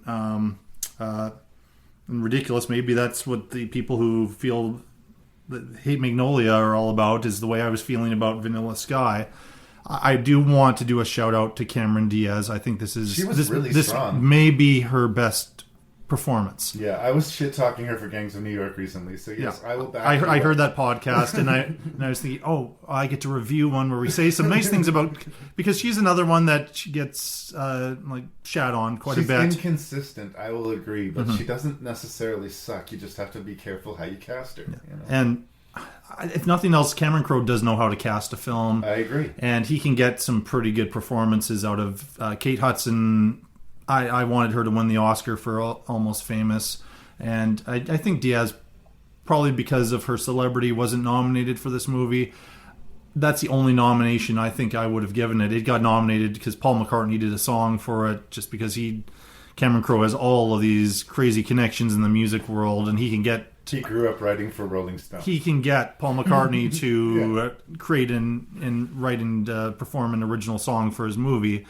I didn't think it was songs all that interesting, but although I will give a shout out to the soundtrack, I own it, and there's some really great stuff on it. Yeah, because of who he is, he can get anybody, and he can get the rights to terrific songs. I agree, there is some great music in there. But there's points in you're watching this thing, and it's kind of like as I said, the very first half of the Tom Cruise's Magnolia performance.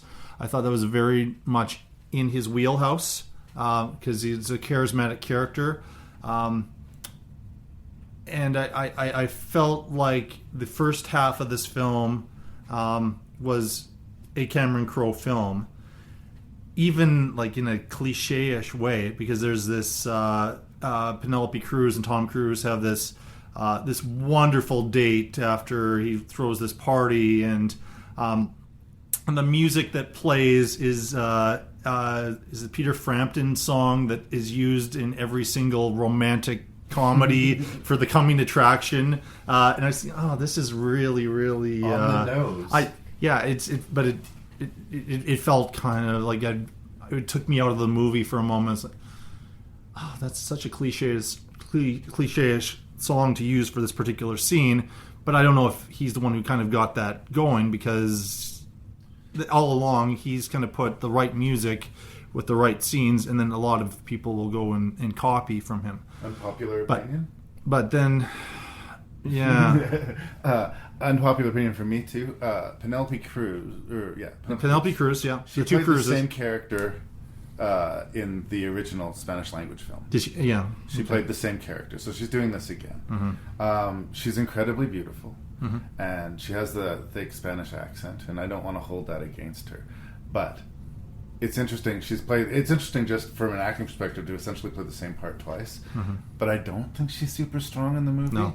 I think part of it is that there's a lot of these sort of whimsical Cameron Crowe lines that are just sort of be gently sort of lifted off, and she's performing them, and there's just something off about her cadence and the delivery. You can see how that would work, and if it just came out slightly differently. There is something so important about the movie that we love how in love these two people are, and you have to buy it. And I didn't buy it. No. Okay, good. Yeah, we're in the same page. That's a problem, because that's going to be a linchpin to get us into the rest of the movie. Here's the other thing that was interesting, and I don't know what came first, the chicken or the egg here.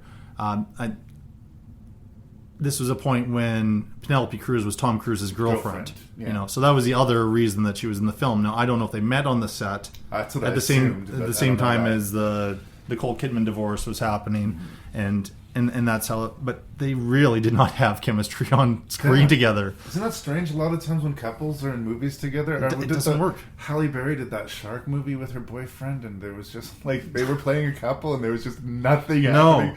But others can, and you know, actually, Cruise and Kidman were good on screen together. We should do a little bit of plot because I'm that's right. Sorry, I don't mean to cut you off, but Tom Cruise is a spoiled, rich, selfish playboy. I don't think there's a Bruce Wayne kind of figure. Okay, even his friend Jason Lee, I think he's just consistently shitty throughout this movie. But it's supposed to be fun and charming. But I don't know. It's another one of these movies where the main character is a spoiled rich person who's wants and needs we're supposed to really care for. Anyway, he has what he is described as a friend with benefit relationship with this Cameron Diaz character. But when he meets with and instantly falls in love with Penelope Cruz by stealing her away from Jason Lee's Lee. character, yeah. I know I have everything, but let me take what you have. Again, hard to like him. You don't know why Jason Lee seems so friendly about it. But Cameron Diaz's character sees that he's made a connection with another woman, gets him into her car, and she crashes the car, killing herself and disfiguring him. He can't put the pieces back together, and then all of a sudden the movie seems to just devolve into madness. We find out that he has injected himself into this basic stasis and is being fed this lucid dream, and that things are going wrong. The dream is starting to fall apart. So they can either replug him into another dream, or he can choose to wake up by taking a very literal leap of faith. And this is all accomplished in very clunky ways. Like Tilda Swinton shows up and delivers some exposition, right? There's a lot of that. A lot of exposition. This endless, towards the end of the film, this endless elevator ride where everything is explained to the audience. And I keep on talking about editing things out of movies. Here's another example. I love Kurt Russell, by the way. Yeah. Do not just think this is me talking shit about Kurt Russell. If we took Kurt Russell out of the film entirely, would the film be missing anything? Well, and for a while there, you're watching the movie and you're thinking, Kurt Russell's, like, this is not real. Like, why was this guy spending this much time with Tom Cruise? There is actually a reason for it later Tom on. Cruise needs someone to talk to. But I would have liked 2/3 of the movie to be cut out. Because I was so it's not annoyed. a murder investigation because no murder took place. A bunch of imaginary stakes. Him telling them, the Kurt Russell character, like either his conscious or a representation of his fear, depending on the scene as required. Should he be telling him to jump or not to jump? Does the movie even know? Right? And I think in Cameron Crowe's head, the idea is we were supposed to be this stuff washes over us and it blows our mind and we think about it and that's it. And that's enough. But he tells us what to think. But exactly, he tells us what to think. And first of all, I'm of the case that I don't think that's enough. I think you should have, even at least for you personally, some kind of plaster man, some kind of idea that you are trying to express. And, if not, then you're just making an absurdist film. It's masturbatory. It's for you only, right? The thing is, I know that, I don't know. I've never met the man, but I like to think that Cameron Crowe's one of these guys who's got a heart as big as all outdoors. You know, you listen to some of the lines that he has in his movies that, if mishandled, are the worst kind of tacky schmaltz. Yes, but with his gentle touch, with the right cast, he can absolutely get you in the soul with it. Right. This is, like I said, this is not where you belong. This uncomfortable nether nightmare. Is this real? This is not Cameron Crowe. No. Cameron Crowe deals with the heart. I'm sorry, dude. You should be working for the Hallmark Channel. I'm sorry to be dismissive, but this is not where he belongs. And is it fair for me to judge him so harshly for making a movie outside of his comfort zone? Maybe. You take a risk. I do not like this movie. I like directors who take risks, but this one was not worth it at all. I feel like he was starting one of his own movies, and then he wanted to do something wildly different. As I said, it's not really a true representation of the original film, which I haven't seen, to be honest. At one point, there's because to show how powerful or how well connected the Tom Cruise character is, much like Tom Cruise himself. Yes. Steven Spielberg makes a cameo. appearance, as do several other people throughout. I noticed Michael Shannon in the movie. I totally forgot. He was that guard, and that was but nobody knew who he was at the time. We often will see these actors who now are very prominent in earlier works, and so I think that suggests he's good at casting, because he spotted Michael Shannon before the rest of us. What is strange about it, and I think Tom Cruise can handle Cameron Crowe's material, and he did a serviceable job. Some people who love Jerry Maguire will be really mad at me for saying a serviceable job. I didn't by a long shot think it was Tom Cruise's best performance, but it's interesting to me in this film that Jason Lee, who we had to rip apart with the Stephen King movie the first time I sat down with you, which was the script. That was not Jason Lee, but Jason Lee is totally convincing in every scene in this film. A movie about his character and about him would have been really interesting. Cameron Diaz works completely because she has that.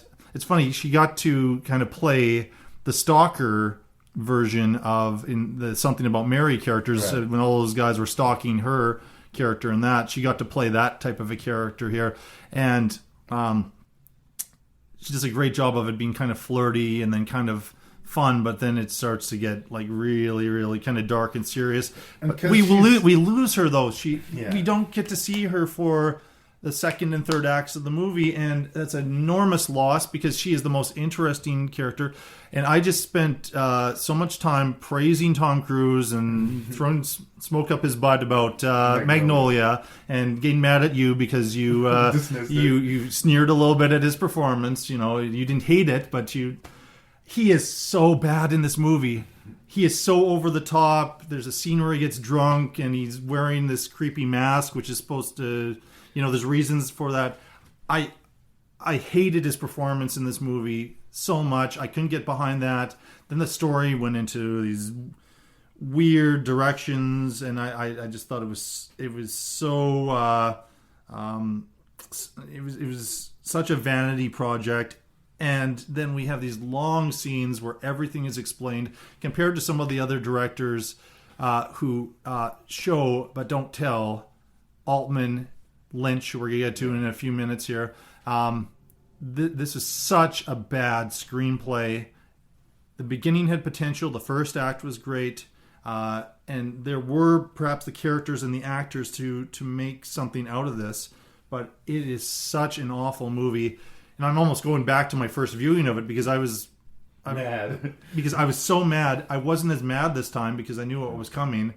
And I was kind of watching, trying to figure it out a little bit more and give it, I thought, maybe I misjudged it. I do recognize that when I'm younger and seeing these movies, and especially when I was in kind of the college age, I thought I knew it all, and now I know that I know nothing. You get dismissive a little bit.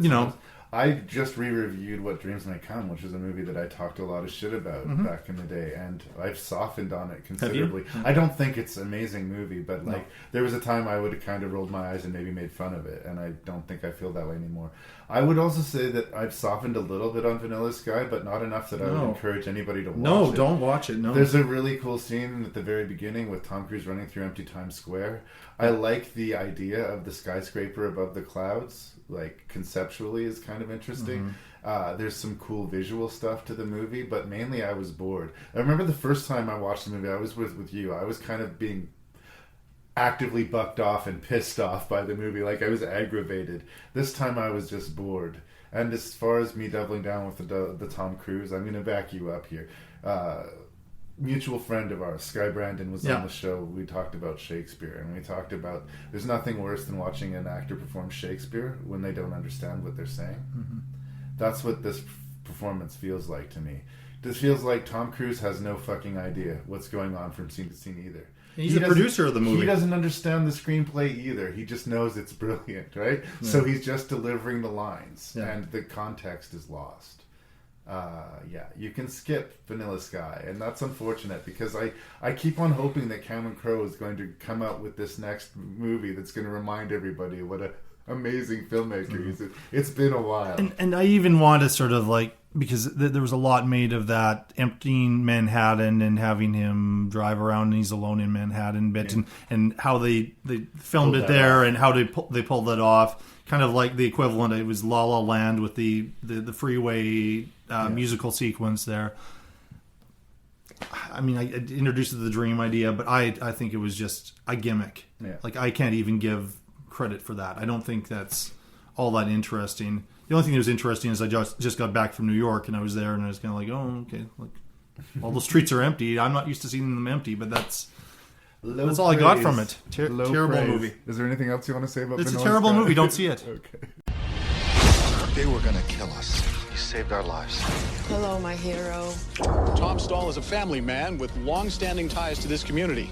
Right now, this community is rallying behind him and calling him a hero. Way to go, Tommy.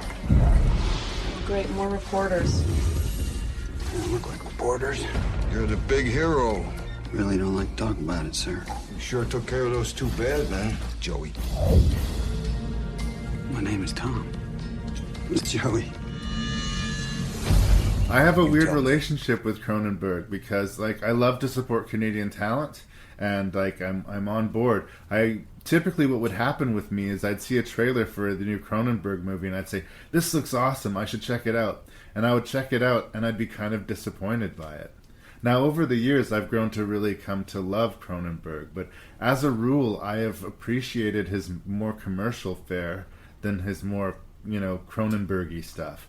Which means I like things like the Goldblum Fly and the Christopher Walken Dead Zone more than I like things like Crash or M. Butterfly, right? This History of the Violence one was a pretty huge mainstream success, and it garnered a lot of award nominations, deservedly so. But it also manages to be very much a Cronenberg film. And as it turns out, it might be one of my favorites. So I am a huge surprise fan of A History of Violence, a movie that I got around to seeing and that actually kind of really took my breath away how much how affected I was, how emotionally involved I was to this story. This is the one movie of the bunch that I don't know anything about the source material, but I do know that it is based on a graphic novel. And me neither. I had no idea going into this. I haven't read this one. This is the one I haven't read. Apparently the screenwriter got the rights for the book and adapted it. The script ended up on Cronenberg's desk. He said he liked the themes, found it interesting. He basically added a little bit of this kink angle to it that you started talking about with some sex scenes, sort of another angle to sort of show us of the relationship anyway, but sort of kept the brute violence and sort of morality identity tale. I'll let you get your thoughts out here, but I'm just going to do a quick service to the plot. Viggo Mortensen plays a small town diner owner. He's married to Maria Bello, and he's got he's got a couple kids and normal life. Stephen McCaddy and his sidekick come into the cafe, lock the door, and make it clear that they mean to do some terrible business in that store. Everybody's life is in danger. And Tom, Viggo Mortensen, steps to the plate. He is wounded himself, but he manages to stop these two villains by brutally killing them. Spectacularly. Yeah. This brings him media attention, and the media attention brings him the attention of this old crew from his past, or are they? It's sort of is it true, is it not? Who is Tom at the end of the day? Is he who these guys think he is? Is he the small town guy? Can he change between? But this altercation, this violent altercation, unspools his life, changes the relationship with his family, changes his own identity. And it's a lean, 100-minute psychological it's short for what it accomplishes. And it really, really has teeth. So that's where I land on A History of Violence. But Brock, please tell me again what you think of it. I really like this movie, and I hadn't gotten to watching it until just getting ready for this, and I'd always meant to. My wife and I had always meant to watch this because we like Viggo Mortensen. I think I can't think of a single time I've ever seen him phone in a role. He's always in it 100%. And again, I like Cronenberg. There are some bizarre titles in his bag, but there are some pretty good stuff, and some of his older stuff is really phenomenal.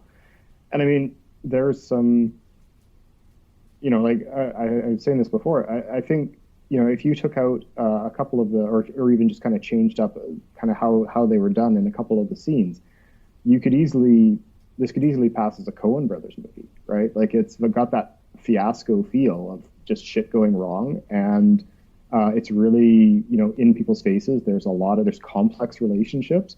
The relationship between him and his son is and maybe this is being a dad and stuff, but there wasn't a single facet or single interpersonal relationship in the show that didn't fascinate me, and I was really deeply impressed by how good a movie it was.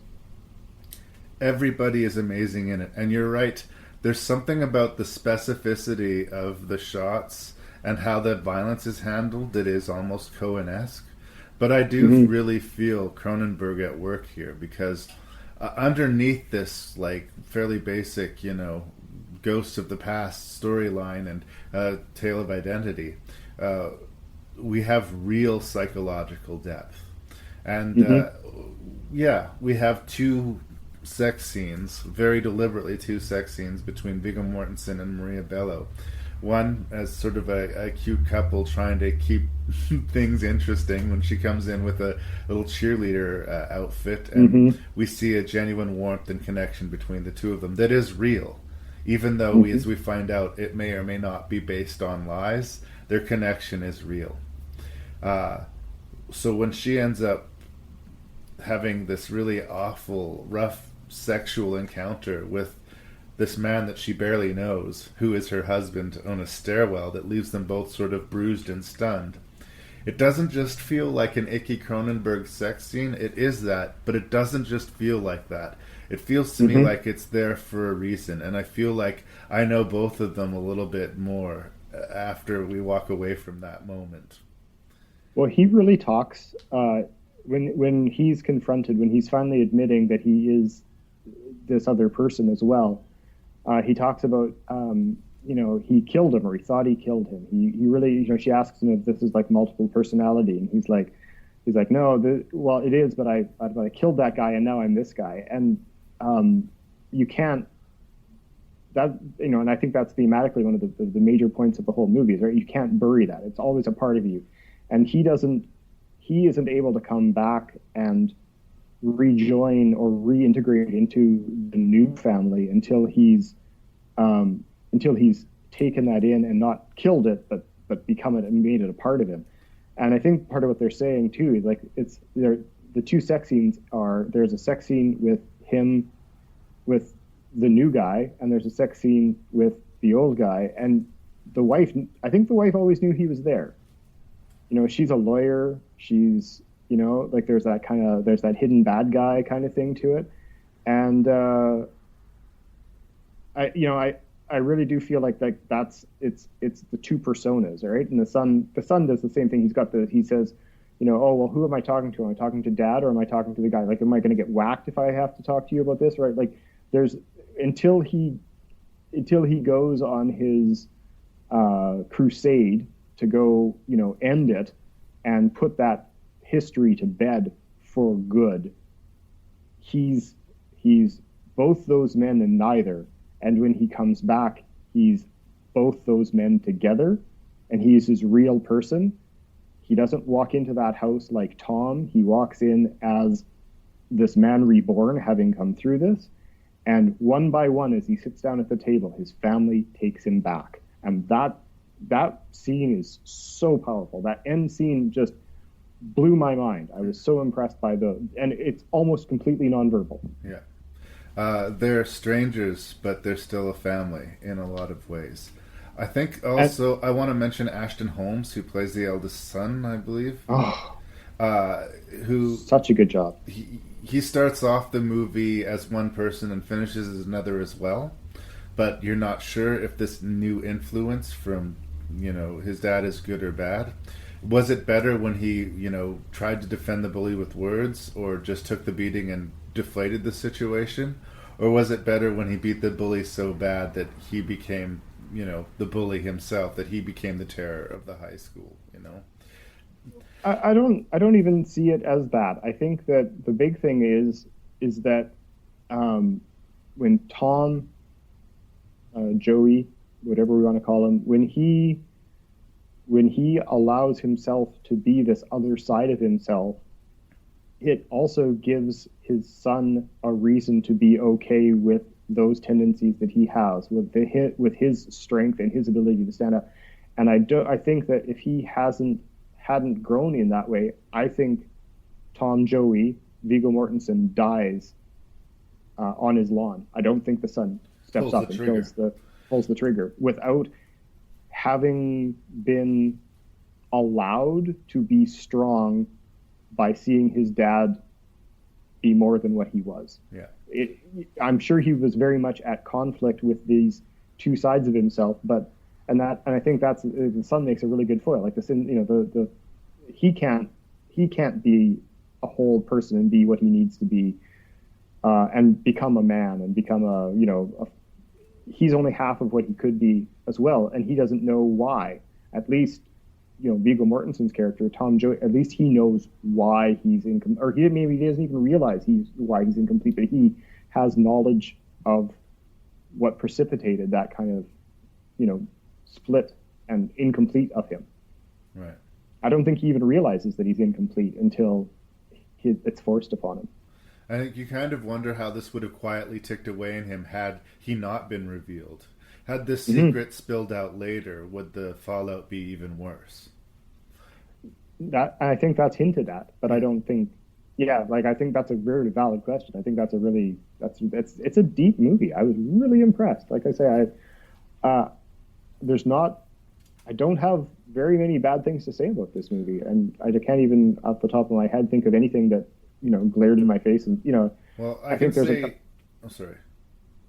I think there's a little bit of the firefight at the end has a couple of weird bits, but even that, it's more. It's the emotion behind it. I would argue that two of our villains, one played by Ed Harris, the other played by William Hurt, are bordering on overplaying their hand. Like, they are really pouring it on. But they make no bones. We're bad men. We're gangsters. But there's something, there's the devil in Ed Harris's eyes. He has no poker face at all. And William Hurt really lays on that thick accent and seems to really enjoy playing this utterly, morally empty criminal. But when you talk about the violence, when Tom does start full on superheroing a little bit towards the end, snapping people's necks and being a ninja and killing not only without any emotion behind it, but very efficiently, very lethally. What happened in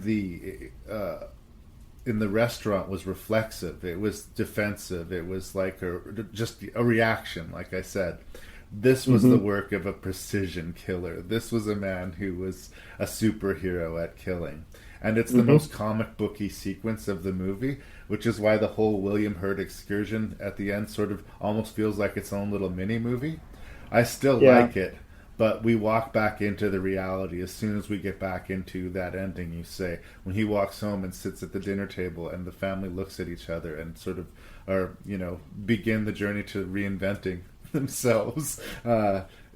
It's powerful stuff, and it's in a package that is, could have been, like the back of a Sylvester Stallone 80s action movie, right? Small Town Diner has a dark criminal past, and the bad guys come looking for revenge. But it's so much deeper than that. Yeah, and I think that's one of the only, it's not even that, I can't even say it's really a knock against the movie, but it is so different of a movie for this category than everything else. It almost doesn't belong. Well, yeah, there's a whole, there's movies like Ghost City, and there's a few other ones that are kind of serious comics Ghost World, yeah. Or Ghost World, yeah, sorry. And, there's a couple of those that are like drama comics made into movies as opposed to like superhero stories. No. And this one kind of dances on the line. And it's the only thing that kind of, maybe that's why it is hard to talk about it with these other ones in that same way. Because it's like, well, and I guess partly too, because I haven't read the comic book. So, I have a standard, or one of my criteria points when I did how I'm going to rank these.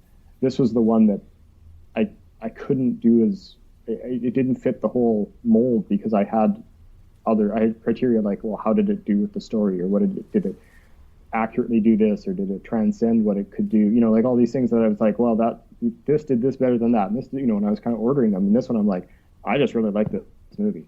Yeah. So it's like, it made it hard to say that this is a comic book movie because it doesn't seem like a comic book movie. It seems like this pedigreed, rich, deep Oscar movie, which, as it turns out, it is.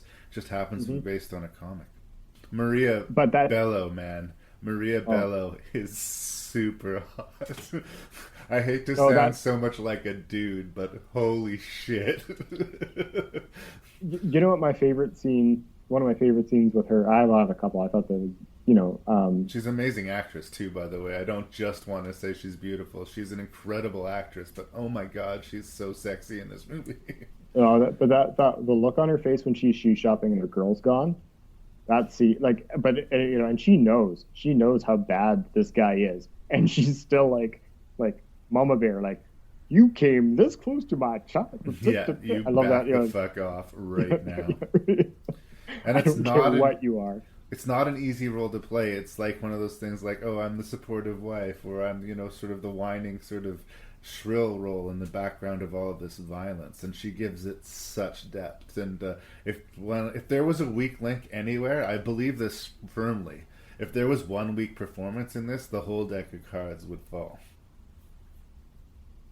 Yeah, no, like you, and I didn't feel like anybody. I didn't feel like any of the characters, certainly the family. I mean, like the mobster characters were all, some of them were caricature-y, but everybody in the small town felt real, and his family felt the realest of all. One of my favorite little scenes. I'm just because it's whatever, but the right after the bullies are driving their car and they like cut off the real bad guys, right?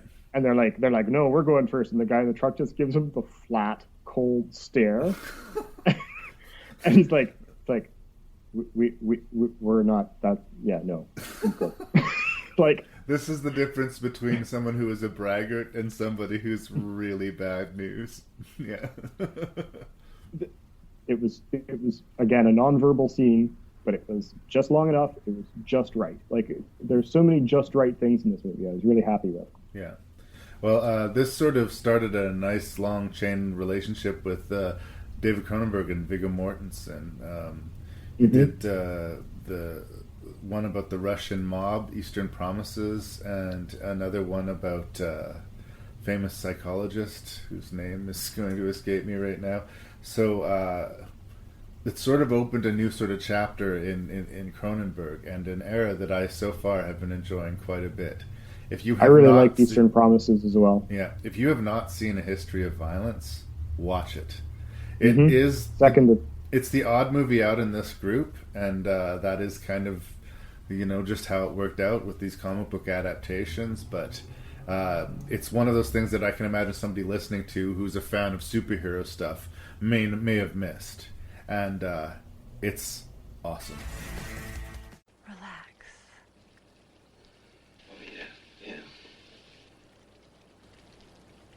I'll make you feel like you've never felt before. God bless your hands. Wait till you feel this. Oh, yeah, that's fantastic. No, not I spit on your grave.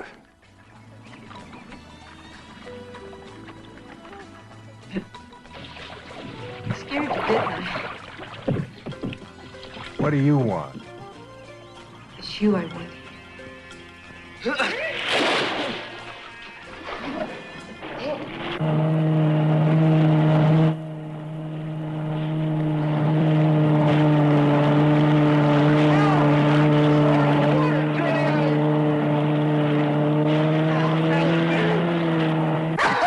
I spit on your grave.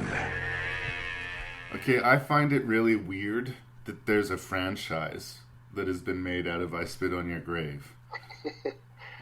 It's been remade, and then that remake has had 2 sequels and a prequel now. And, well, the prequel, is that the recent one you're talking about? Yeah, I haven't seen it. I just know that it exists. I shouldn't speak for it. Because I think you're talking about the direct sequel to this one. Okay. To the original. That's the one where it's 2.5 hours long. I don't know. I have not watched it. No. The thing about I Spit on Your Grave, which a lot of the times works for a horror movie, is its blunt simplicity.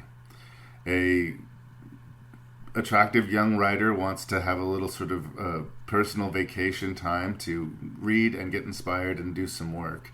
And she is fucking brutalized by a bunch of guys, repeatedly raped, beaten, and humiliated by these fuckers, and basically spends the rest of the movie hunting them down and wreaking horrible vengeance upon them. And that is it.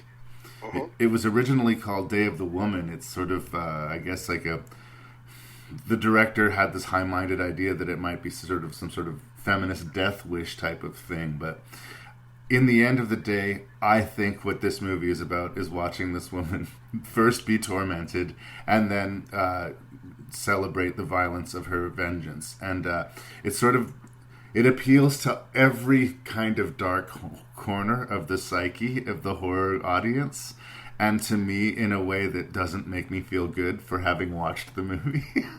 No. There's not a lot of fun to be had with this one. Zero fun. And I mean, the subject doesn't call for any fun. I mean, I would be more upset with the movie if it did like the Last House on the Left, where there, or what was that, The Town That Dreaded Sundown, where all of a sudden they had these weird comic moments that they threw in the movie for no reason at all. I think they thought they were breaking the tension, but all they were doing is just being disrespectful for what had proceeded. I think that there's some interesting choices, like the fact that there's almost no score to the movie. Kind of adds to a weird, calm, disturbing element. Like, it does feel like you're just lakeside somehow witnessing this horrible shit because that artifice is stripped away. And this sounds weird to say out loud, but I'll say it. Just the sheer amount of screen time that our main character is stark naked in the movie kind of wears away at you. Like, it takes the power away from it after a point and becomes... I repeatedly sort of had this scowl on my face and was asking myself, what am I watching? What am I watching? What am I watching? And so at the end of the day, no, I did not have fun with this, and I don't know who I would recommend it to. Well, you can't see it, but I've been nodding. Yes. Pretty much. I'm nodding in agreement to everything you're saying. Getting back to you said there's no score really to the film. Right. Yeah, you're right. That sort of adds to the realism, I guess, and maybe the uncomfortableness of it, where maybe you might feel like it's not a movie, you're just lakeside watching this. And it's really ugly. The thing is, I wonder if there's much to, if we're going to say much about it, because there's really not much to say. Well, there's stuff to say, but there's not much to the actual movie itself. I mean, you're right. It's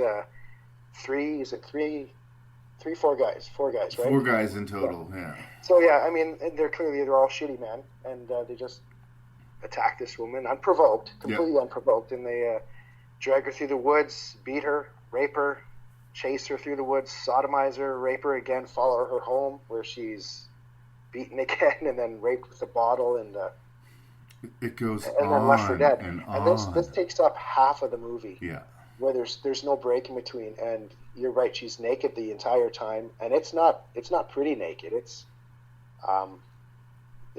dirty, bruised, bloody, And the director lingers. He lingers on those long shots of her just crawling away naked, and it's not. In his credit, it's not sexual at all. Where I don't think you could say they're glorifying the rape. No, but not at all. They're still. You know? But it does go on, and it is the only reason that the movie exists. Now, apparently, he and this actress were falling in love at the time. They eventually ended up getting married. There was obviously a lot of trust between the two of them, as there would necessarily be. They ended up getting divorced eventually, but you'd have to have a lot of trust in that director in order to put yourself through that. You'd have to be a very brave actress, and I'm going to give her credit for going there. That cannot be an easy thing to do. Where it gets really even more distasteful, this was originally called The Day of the Woman. Yeah, well, I think it's just, is it just AKA Day of the Woman? Is that part of the title? Or? In order to get it distributed, he was having a real hard time finding a home for this movie just because of how ugly it was. He had to make a deal with this distribution company, and part of that deal was that they could change the title. So they could give it this fake title where they pretend it's empowering. Exactly. To women? Yeah. Well, and I think he would argue that he was trying to do that, but I think at some point the exploitation did take over. For sure. And by the time she's getting her revenge on these guys, I'm I guess glad that she's getting revenge for these guys, but it has this weird inevitability. We know that she's going to get her revenge. We know that all of these guys deserve what's going to happen to them, and it's not going to undo anything that we've seen. It's not going to, unbreak her. She's now become this multiple murderer, this victim. And if, this sort of Dexter or Punisher version of empowerment is how we're going to approach the feminist slant on this, no. I would argue that this is not a feminist movie. There's a great book. I hope I'm saying this right. If not, I guess I'll correct it. I think it's... I'm sorry, what I meant to say was Men, Women, and Chainsaws, Gender in the Modern Horror Film by Carol J. Clover. That's the book I'm trying to reference here. That's what I get for going off the fly like that. Female empowerment in horror movies, and how, even though there's a perception that women are always victimized, that if you look at them plot-wise, typically the most powerful character in a horror movie is a woman. And that there's an alternate case to be made. But the entire book is almost underlined with how much time they spend on this movie. Because in this particular case, I disagree. Whether or not the intention was there, I think we could talk about, but I would say that they failed in making this a female empowerment movie. Utterly. When she gets her revenge, she still uses sexuality as her main weapon. Yeah. It's kind of right there. That's not the way, if you're going to be empowering women, that's not the way you should be using her main weapon. Nothing enjoyable happens at all in this movie until the bathtub scene. Right.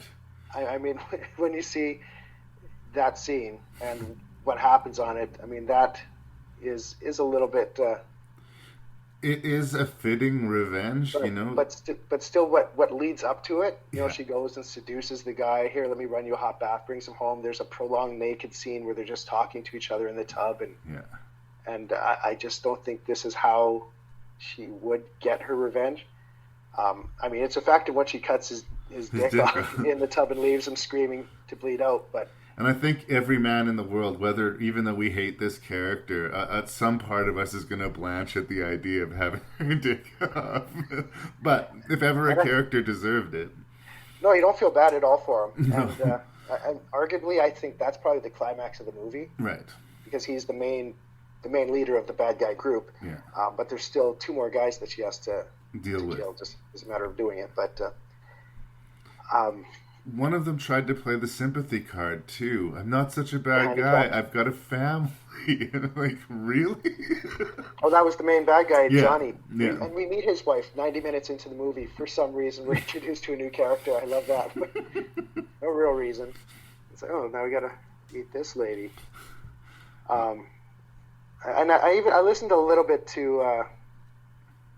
Yeah, that's right. So we're talking about the sexuality she uses to plot her revenge. Even the handicapped guy, she lets him have sex with her and waits until he's almost finished, and then she kills him. Why? I do not know. Why? Is it just so we can see her naked again? I mean, but again, we'd seen enough. Like 30 minutes into the movie, we'd seen enough, and there was a lot more movie to go. I fall back on my ancient argument. Who is the movie for? I don't think it's for feminist. Appreciate it. It's not going to sell a feminist on the horror genre. In fact, I would say it's the opposite of that. I would say that Slumber Party Massacre is a much more feminist horror movie than I Spit on Your Grave. But yeah, I don't get off on the vengeance that much. I'm already worn out by the movie, and there's something inevitable about it. She's going to get her vengeance. They're not going to roll credits on her being buried in the forest somewhere, right? Well, there's a moment in the film, it's the second rape, where she's bent over the rock. The second rape, yes. Yeah. I mean, when she's being raped in that scene, she lets out possibly the most shrill scream in horror history. And it's at that point when you really, if you don't already, you don't really feel like, why am I watching this? Why am I watching this? Well, the reason I'm watching it is because my friend has a podcast and I have to finish this. But other than that, you don't feel good about yourself for watching this. There's no soundtrack. It's just screaming.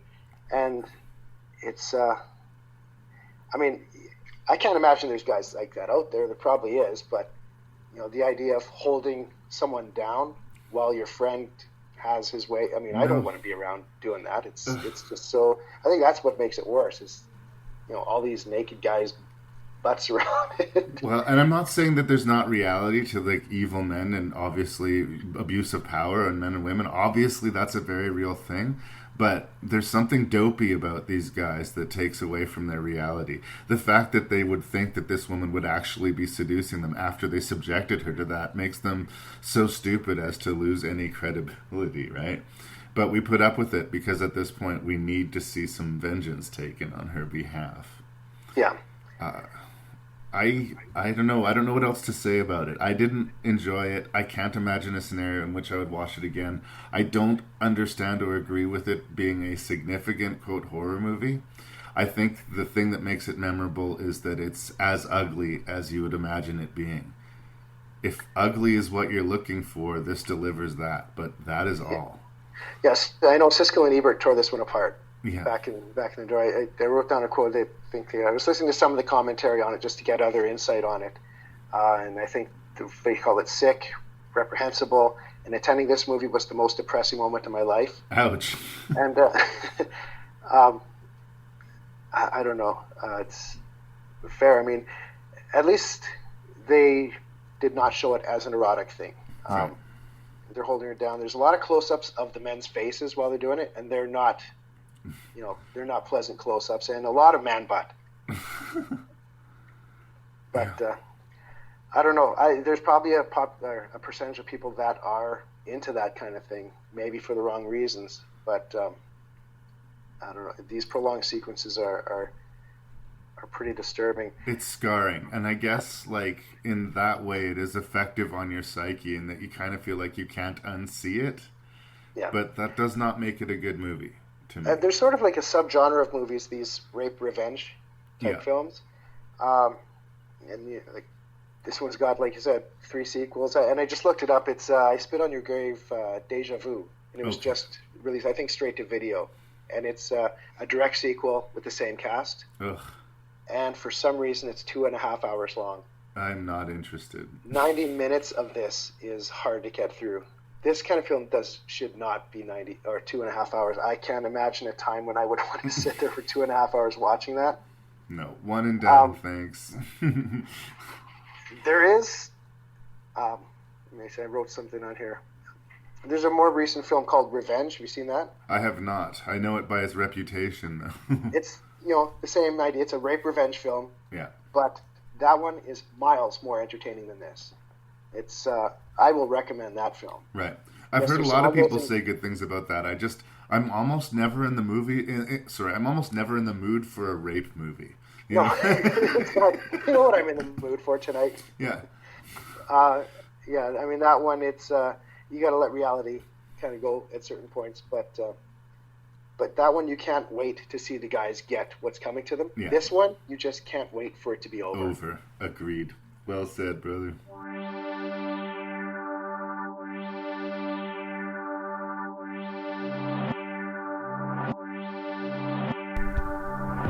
So yeah, that was definitely a clip show, but like, it was a huge clip show. It was a monster clip show, and it was a pretty good clip show, I think. So send your feedback to ranknreview@gmail.com, ranknreveiew@gmail.com.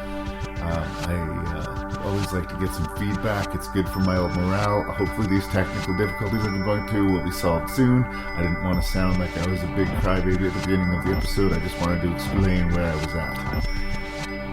Rank and Review soldiers on because people are listening, and because I enjoy doing it. It's just my outlet these days. So once again, as always, from your host and random Canadian, if you made it through this epic podcast, I really appreciate you listening.